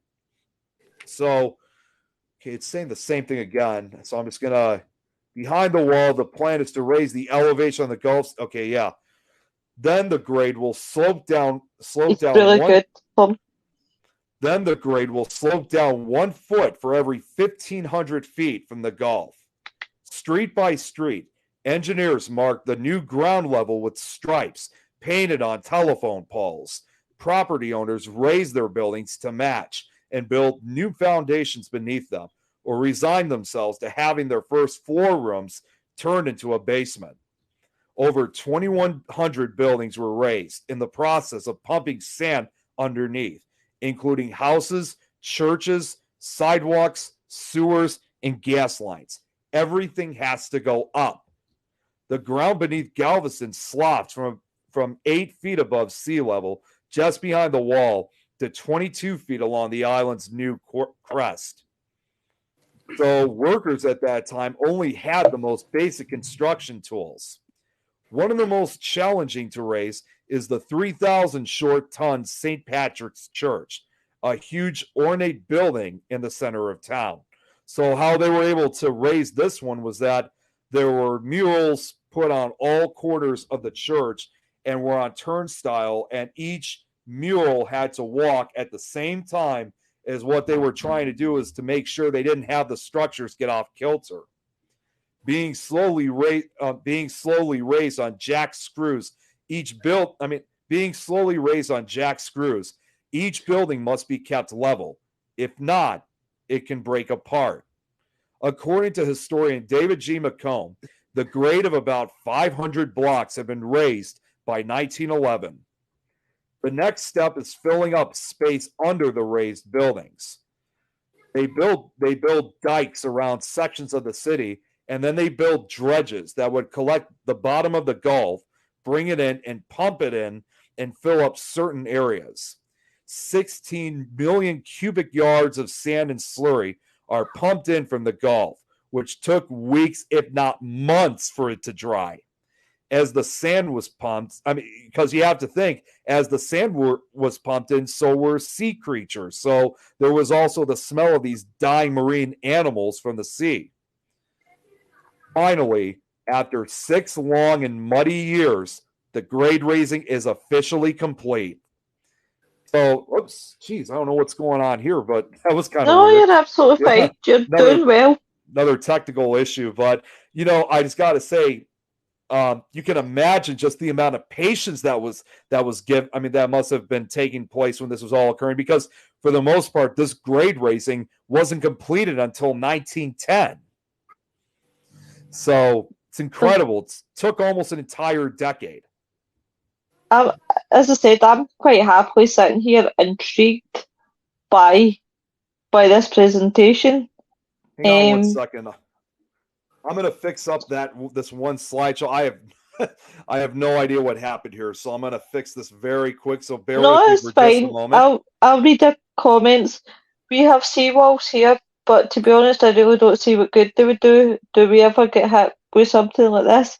See, the problem is, Scott, if we didn't have this, it would be your luck that something like this would happen. See, the problem is, I'm not a fan of seawalls because I don't think with water, the speed, the fastness, everything, I don't think seawalls are that helpful. And also as well with the sea wall, it's made. I mean, the ones that we've got here are made of concrete. So Right. regardless of what you make the sea wall of, the water hitting the sea wall is going to eventually degrade the concrete. It's going to slowly erode the concrete, and eventually that concrete is going to crumble and fall apart, and it will need to be replaced. So somebody has to keep an eye on those seawalls so that if anything does go, you know, it does start to fall apart, it can then be repaired quickly. And I think that's also why they put these funny concrete jacks. Have you seen the like little spiky ball? Well, I'll say little giant spiky balls made of concrete that they stick on the sand in front of the wall to help break up the force of the water before it hits the wall itself. And we've got a load of them here on the East Coast. We've got an area called Walton on the Naze, and it is literally all sandstone and sand cliff edges. And the water was slowly eroding away and pushing a lot of it into the sea, as with a lot of the East Coast. And so they put these concrete walls in, they put these concrete jacks in to try and slow down the erosion being caused. It's not going to work over time because eventually it's all just going to go. Right. Oh, Mark says he's totally gripped by this tonight. I'm so glad. And Eric finds that Nick does his presentations is amazing. Do you know what? I'm actually considering sometimes having this for Frighteners because I've watched the last two nights and I'm thinking to myself, not that I'm asking you to date Nick, definitely no, but like you've gave me inspiration for different things, for different thoughts. Right. Well, I appreciate that, but I'm glad I was able to inspire you for that. Definitely. So, if you guys don't mind, I actually just looked at how many slides we have left. We're almost just about done. So, if you guys can wait just a little bit longer before you have more conversations about this, I'd like to get through because we're just a few slides away. We're almost there. So, let's begin to start wrapping this up. So, the grade raising and the seawall are engineering marvels, but the one thing that simply can't be rebuilt is Galveston's ranking as the brightest star on the Texas coast. That honor was about to be claimed by Galveston's old rival, fueled by a discovery that would change not only Texas, but the whole country. In 1901, an oil gusher called Spindletop is discovered near Houston. The oil boom gives new urgency to Houston's dream of building a shipping channel. That's bad news for Galveston, whose own shipping channel had always been its trump card in the rivalry between the cities. As a result, Houston, as that hole up the road, then became the major port and the major city in the region. In 1914, the Houston Ship Channel opened, which was much more protected and has much more land area for the servicing of shipping and processing. Houston soon outstripped Galveston as Texas's center of commerce, and the island faded into obscurity. The seawall itself, however, will once again be put through the ultimate test as history somewhat repeats itself. So here is the real first test to the seawall's use. So believe it or not, in 1915, when there was another hurricane that had similar and almost equal strength and power to the 1900 storm, and strength, power, and even track to the 1900 storm, struck Galveston, testing the integrity of the new seawall. And these pictures that you're seeing, these are actual pictures of the 1915 hurricane in progress. And just right on these edges is the seawall. And you could see the storm surge basically just battering at this at the seawall, which was probably one of the earliest times a hurricane had ever been captured on photographs in progress. So, despite that the 1915 hurricane lasted longer than the 1900 hurricane and was of comparable intensity, which brought the storm surge up to 12 feet, the seawall and timely warnings prevented a disaster of a similar scale. Although 53 people on Galveston Island lost their lives in the 1915 storm, this was a great reduction from the thousands who died in 1900.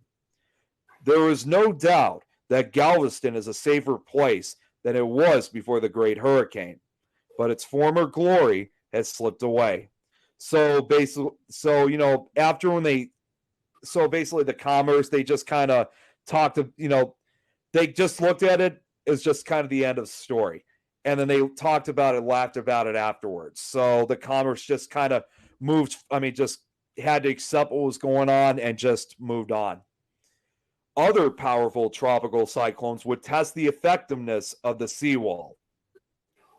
Hurricanes strike the coast several times over the years in 1916, 1919, 1932, 1934, 1941, 1942, 1943, 3 years in a row, 1945, 1947, 1949,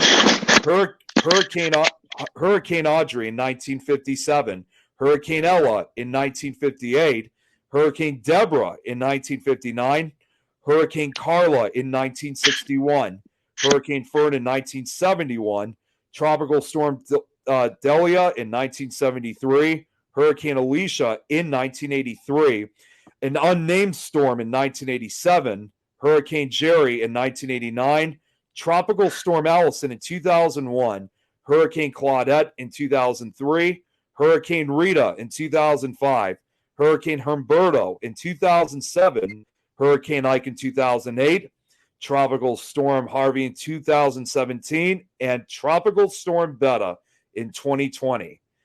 Carla primarily caused severe coastal flood-related damage to structures unprotected by the seawall. That was the one from 1961. That was the one Linda said that she went through. Following Hurricane Alicia, the Corps of Engineers estimated that the seawall prevented about $100 million in damage. Despite the seawall, Hurricane Ike left extensive destruction in Galveston due to storm surge, with preliminary estimates indicating that up to $2 billion in damage occurred to beaches, dwellings, hospital, infrastructure, and ports.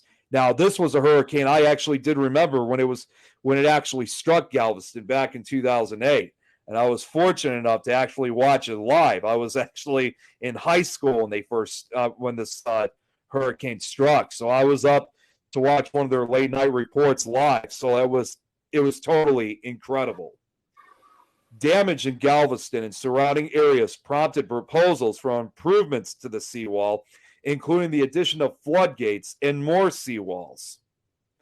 Then, on September 14, 2021, Tropical Storm Nicholas makes a direct hit. So this is the most recent storm. Portions of the Strand Historic District in Galveston were left underwater. Rain totals reached 14 inches near Galveston, and Houston saw over 6 inches. The storm surge was reported, however, to be only 4 feet. Though a storm surge did affect parts of Galveston, Tropical Storm Nicholas was nowhere as strong as the 1900 storm. Nicholas, while a hurricane offshore, only reached its highest strength as a Category 1. To commemorate the hurricane's 100th anniversary in 2000, the 1900 Storm Committee was established and began meeting in January 1998. The committee and then Mayor of Galveston, Roger Quiroga, planned several public events in remembrance of the storm, including theatrical plays, an educational fundraising luncheon, a candlelight memorial service, a 5K run, the rededication of a commemorative Clara Barton plaque, and the dedication of the place of remembrance for Remembrance Monument. This is the monument. This 10-foot bronze sculpture on the Galveston seawall portrays a family, a father, mother, and child clinging together. One of the man's arms is reaching for the sky, and the other is around his wife. She is cradling their baby in her arms. At the dedication of the Place of Remembrance Monument, the Sisters of Charity of the Incarnate Word sang Queen of the Waves and placed 10 roses and 90 other flowers around the monument to commemorate the 10 nuns and 90 children who perished after the hurricane destroyed the St. Mary's Orphans Asylum. The speakers at the candlelight memorial service included U.S. Senator Kay Bailey Hutchinson, who was born in Galveston, Administration of the National Oceanic and Atmospheric Administration, D. James Baker, and CBS Evening News' Dan Rather, who gained fame for his coverage during Hurricane Carla in 1961. The Daily News published a special 100th anniversary commemorative edition newspaper on September 3rd, 2000. Now, you guys are probably wondering, like, when, who was the last survivor, the actual last survivor of the great hurricane of 1900. So I got that answer right here. The last reported survivor of the Galveston hurricane of 1900, Maud Connick of Wharton, Texas, died on November 14, 2004, at the claimed age of 116. Although the 1900 census and other records indicate she was about 10 years younger than that. So most likely at the age of 106. The 1900 storm, as it is still known in South Texas, remains the deadliest natural disaster in American history. More than 300 cyclonic storms have made landfall in the United States since 1900, and all of them together claimed fewer lives than the Galveston hurricane did in one terrible night. So, finally getting to the very last slide. Today, Galveston is a sleepy resort town, population 50,000. Yet, after more than a century, the memory of 1900 still shakes the city. Galveston is also rumored to be one of the most haunted cities in the state of Texas, with numerous ghost stories associated with the hurricane, and offers both historical and paranormal tours. The unsettled souls of the ghosts of Galveston still haunt the places of their final moments, a continuous reminder of the deadliest storm in our nation's history. The seawall continues to do its job, which has protected the old portion of Galveston from every hurricane that has ever hit the island. Many, especially the descendants of those who survived, believe someday another destructive hurricane will arrive, and no matter what improvements have been made, the Gulf will once again swallow Galveston. Modern residents of Galveston. Now, here's the thing. Modern residents of Galveston often hear the arguments of why live in an invulnerable area. And to start off with this, it's just that there is a certain charm that keeps people there and keeps them willing to risk their lives every June through November. So one historian said, why live in such invulnerable areas? Galveston has pretty much been lucky for a very long time, and they're just, the best thing they can really say is that they just hope that their luck continues. To add to the ending of this, for that comment, because that was actually part of one of the documentaries, saying that kind of comment, here's a response to the final video I got here in response to this. Linda McDonald. And also, take this video as an advice, for all of us who are so lucky to still have so many people that are close to us still be living with us, and also knowing that we have been very lucky for some of the most destructive storms on this entire planet. So this is not only just a response to what I just said, but also take this as an advice. Linda McDonald's grandfather was an expert on that subject. And my grandfather said, because when you know the story of the 1900 storm, when you wake up, if you're lucky enough to still be in your bed with your house around you, then you get down on your knees and you thank God, because it could all be changed. It could all be gone overnight, the way it was one weekend in September in 1900 in Galveston. And that is officially it, everyone.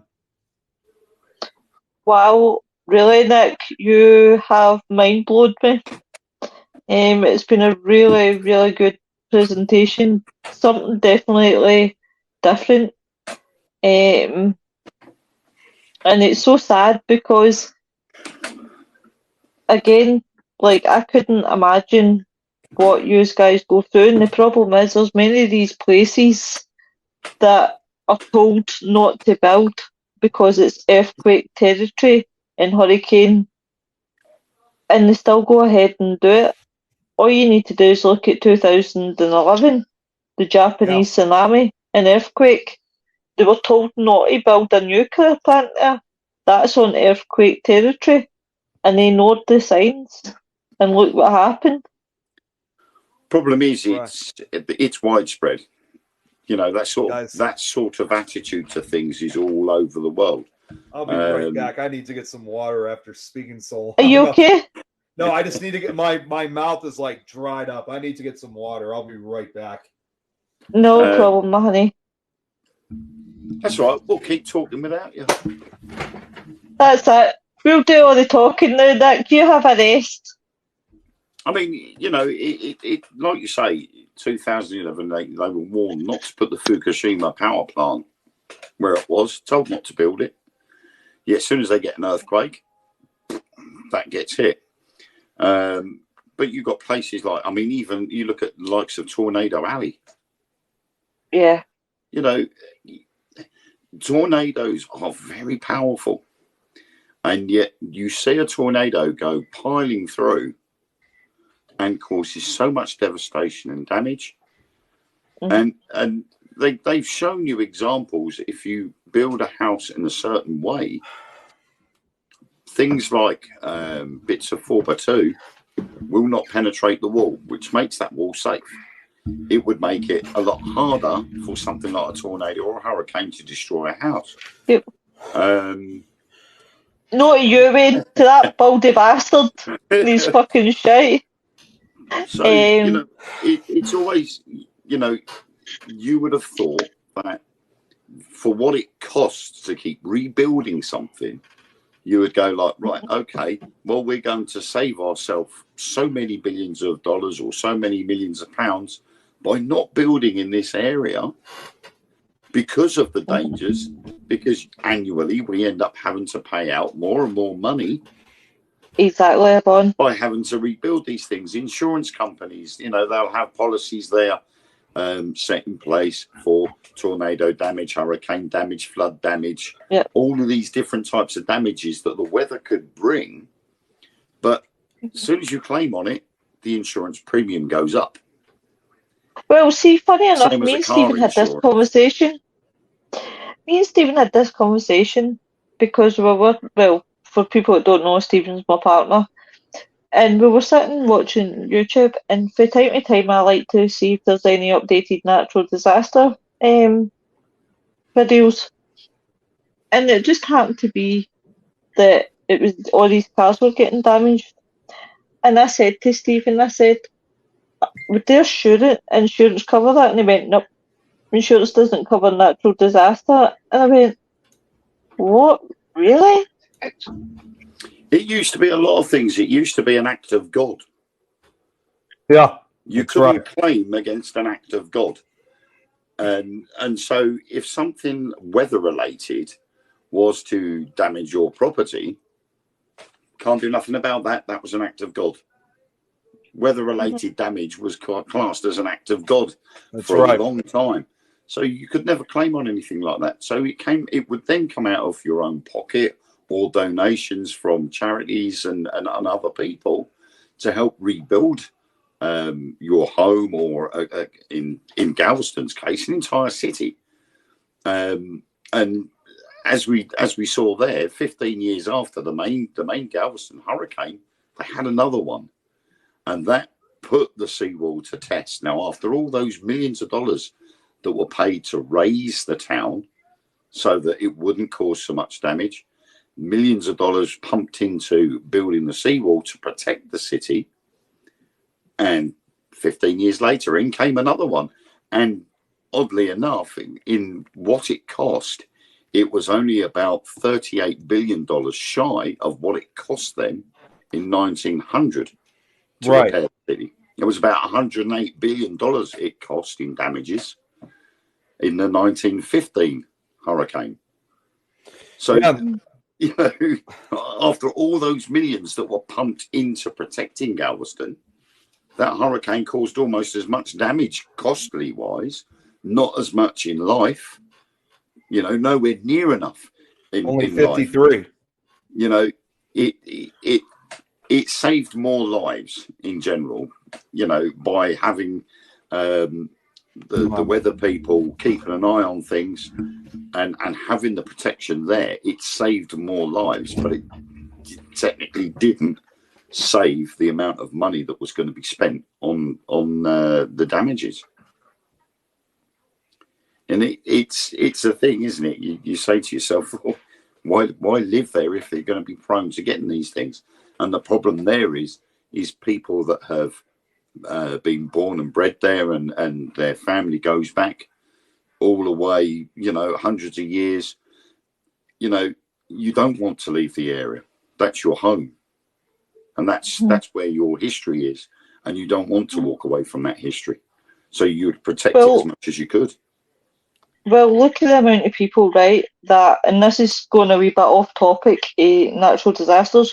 Look at how many people who the council, right, and there's one in Scotland, the council take over the area and want to build new houses, knock all the houses down and rebuild them.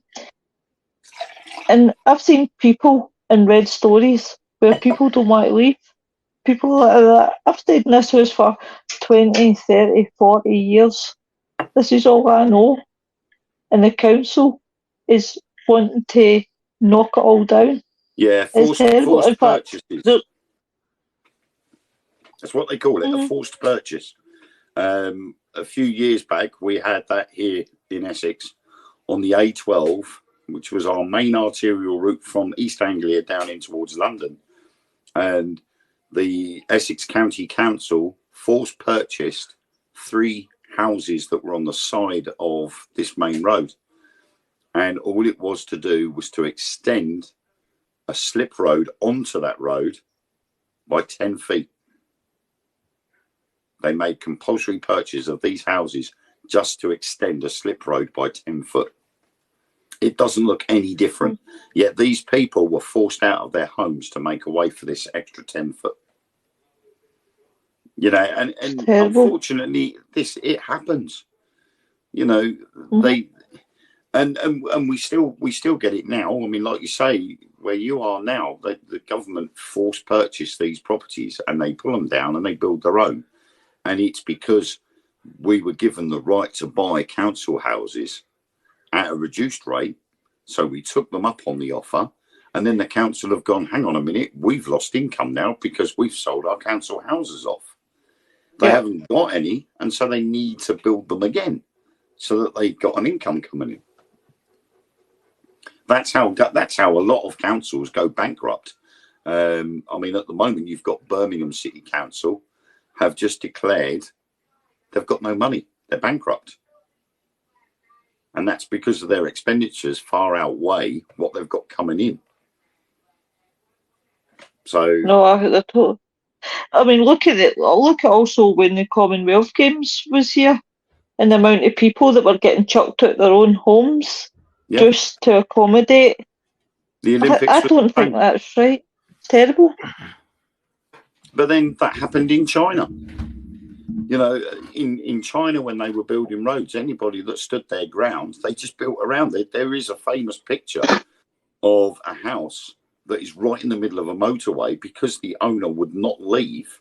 He stood his ground. He had supplies brought into him, And the Chinese government just turned around and said, fine, fair enough. Good luck getting out of your house. There's going to be a motorway built around you. And this house was right in the middle of the you know, one lot of traffic was going one way around the house and another lot of traffic was going around the other. You know, it's, you know, it's, they will class it as, they'll class it as progress. But what they don't realise is that the people that it affects in the long run, and that's us everyday people. You know, we're voting these people. We're voting these people to make decisions on our behalf, but they're not consulting us. They're just making the decisions, and we're expected to be happy with it. No, I know. And you know, they it's all right coming out with a good idea and saying we'll build this seawall, but water will find a way around it. Yeah. And as Nick said earlier on, you know, while the sea wall was only partially complete, you get one bit of bad weather and there's a storm surge. That storm surge is going to go, oh, hello, wall. There's a gap over there, so I'll just go around it. Yeah, so the water just goes around and comes around the other side, you know. So although that is going to be a struggle, once it was completed, it became effective. But you know, it still caused damage, and I don't think you're ever going to stop the weather from causing damage. It's really one of those kind of situations where, you know, even with what we got nowadays, I don't think that we'll ever truly fully win against the weather. I think most likely we could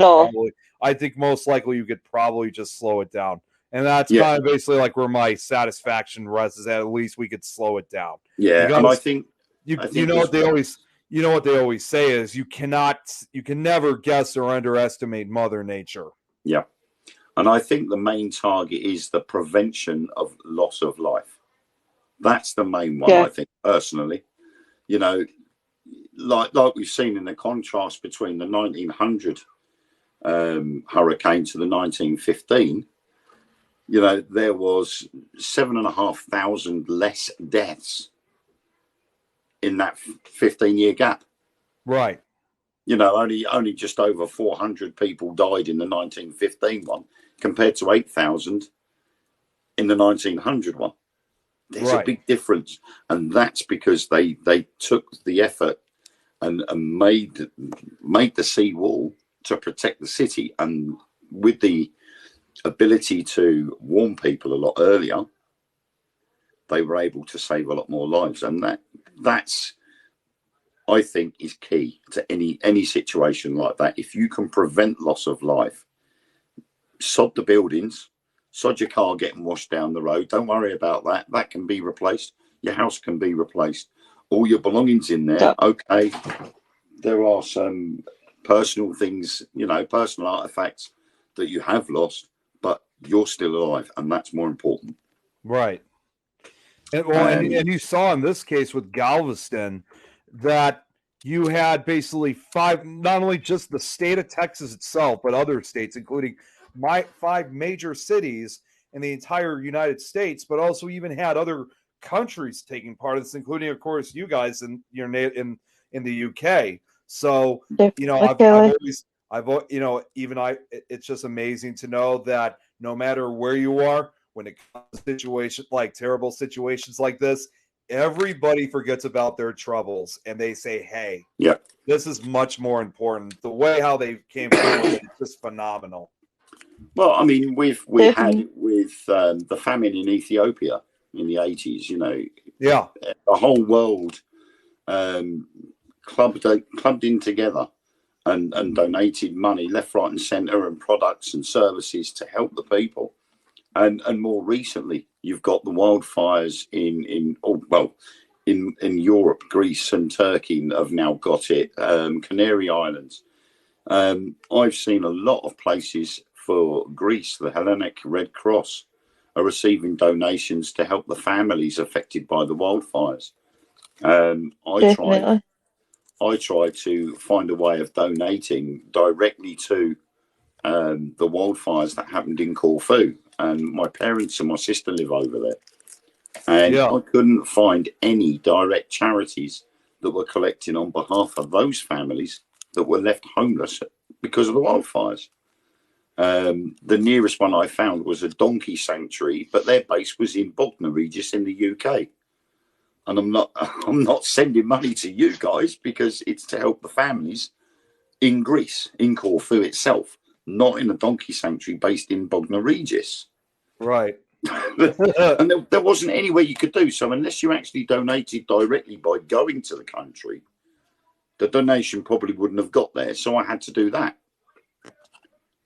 Right. No, I could do it. It totally makes a lot of sense. You know, it's surprising, really. You hear of these things going on, and a lot of people just sort of sweep it under the rug. They're like, "Oh, it's not my problem," you know. But what they don't realise is that it's good to be kind, and it only takes that one moment of kindness to make a difference to somebody else's life. Right. And in a situation like that, even if you could only donate £10 or $10, that £10 or $10 provides meals. Yeah, that stops somebody from starving to death. It stops someone dying. Definitely. It buys an item of clothing, the smallest of item of clothing, you know, even if it's only a T-shirt, it's still something to help them protect themselves against the elements. And, you know, it doesn't take a moment to do that. I always used to, over here, we used to have, McDonald's over here used to have a card on their coffee cups. And every time you brought a cup of coffee from McDonald's, you got a little sticker on the side of the cup. And it was a little coffee bean. And you'd put it on this card. And when you got a full card, it gave you a full cup of a free cup of coffee. Oh, really? I would collect those and I would use them to go and get free cups of coffee for the homeless people in Colchester. Or I would directly give them the coffee bean card and say, look, I know it's not £2 or a £5, but at least this will get you a hot cup of coffee. And 9 times out of 10, they were more than grateful. And then McDonald's went and stopped it. I couldn't believe it. I mean, I think at one time I saved up about 15 and I just gave them to one guy on the high street in Colchester and said, there you go, have all of them. And he, you know, he couldn't have been grateful enough. And I'm like, don't be grateful. I'm giving you them, you know, keep yourself warm at night time. Before McDonald's shuts, get yourself a hot cup of coffee. That will keep you warm. And that was it. And it took me 3 minutes to do that. Oh, really? Okay. Terrible. And you see it all the time in Glasgow as well. A lot of people sleeping homeless, and you're just like, really? I mean, there was one picture that really got me recently, and it was a guy was doing a podcast on the James English show, and he brought up a picture, and it was the people in Parliament, and it's true what he said. They don't give a fuck about veterans. They don't give a fuck about people that are homeless. They don't give a fuck about anybody but themselves. No, it's and ridiculous. it's just so ridiculous. There's so, I mean, people look at homeless people. Let's be honest. Most people, I'm not saying all people, but a good amount of people look at homeless people like they're shit. It's true fact of life. You know, they have that automatic low judgment. But most of these people that are out in the streets are veterans. Yeah. I think there's something like, is it 13,000 military veterans in the UK homeless. And there is quite a shocking statistic now that has spread like crazy. Oh, that's good. Oh, really? That is that it's costing £6 million a day. Oh my God! To house the illegal immigrants that are coming across the channel from France. Now that's £6 million a day. If you work that out over the year, that would have housed every single homeless person. That would have given them a car. That would have given them training for a job. That would have given them clothes on the back, food in the cupboards. That would pay for every homeless person to be in a home with a job, with a future. Jeez. And they're wasting it on, and they're proving this now. People are actually investigating a lot of these people because They're seeing a lot of dinghies coming over the channel from France, 20, 30, some boats even 70 people aboard, no women, no children, and the second they hit the beach, they're running for it. Now, definitely. They've done background checks on some of the people that they've caught, and it's turned out they're coming from Algeria. Now, they're asking the Algerian government, why is it that if there is no, or not Algeria, Albania, sorry, if there's no war in that country, there's no civil unrest, there's no economic crisis, why are they paying €5,000 or £5,000 to come over to the UK when all they needed to do was pay £28 for a single flight on a plane, land at the airport, come through customs, and then declare asylum? And the minister for Albania could not answer it. And they've since done back checks on others, find out they're part of criminal gangs. Yep, that's usually how it is. So, of course, now as a result, they're being in hotels at £6 million a day, which over the year. No cats, Kelly. Right, guys, I'm going to wrap this up, right? Because we've done 2 hours and 10 minutes before I get into bed. And I'm pretty, after everything that I've read today, I'm kind of exhausted now from the ordeal. Yeah. Oh, my love. I just want to say a big thank you, big thank you to Nick for the last 2 nights. Yeah, honestly, I don't know how the man is able to do it, because I struggled when I did Dr. Shipman. In fact, I think at one point my voice actually broke. Join us next week. On Thursday, we're doing the case of Jill Dando. On Friday, we are talking about crystals. Dixon, your hero, you baldy bastard. Do you tell every cunt that? You're very welcome, everyone. Come back soon. So next Friday, we're going to talk about crystals, because I know everybody wanted to speak about crystals the last time. On Monday, you've got the 2 handsome men for the Dark Mirror show. What are you talking about? Aliens! Everybody's favourite subject. Aliens! Yes. So, can I plug something, please? Yes, my sweet. Carry on. Floor is yours. As some people know, I do Wayne Seaton Presents Spookinori, which are my own ghost stories that I write. And on a Sunday night now, I'm doing a live readings. Some of them will be my own ghost stories, and some of them are other people's ghost stories, but I do give them credit at the same time. And it's just basically an hour of ghost stories, basically. They're very short stories, but Sunday nights at 10 o'clock UK time on Wayne Seaton Presents Spookinori on Facebook. Sorry, Nick, I'm not trying to steal your thunder. No, you're fine. wait now to swing my fingers round the right way. So check this man out, and check out his stories. And we will be back next week, ladies and gents. So you take care. Have a good weekend. If you're having a few. If I could just say one thing, one final thing just before we head off. Again, I really appreciate that, of all the networks, for letting me take all this time to do this, because this is just a very important story to me. And of course, I also want to thank all the viewers for willing to sit basically for 2 hours each for each show to listen to the entire story. And like I said, if you missed out on the full opportunity of hearing the story, like I said, this is going to be one of the few presentations that I'll be doing that I'm going to be doing every year on the anniversary of this hurricane, which is today, September 8th. So I did it last year. This is the second time I've done it on this network. Well, on all the networks otherwise. And I guess it's probably just really the best thing is to say is if you didn't catch it, you could either watch next year. You could either watch it when this is over, or I guess honestly, if you'd rather choose to watch it live, I guess I'll see you guys again next. I can't wait to do it next year again. So we'll be doing it again next year. Definitely, without a doubt.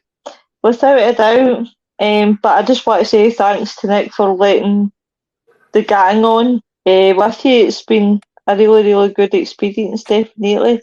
So everybody take care, be safe, and we'll see you all next week. Have a good night.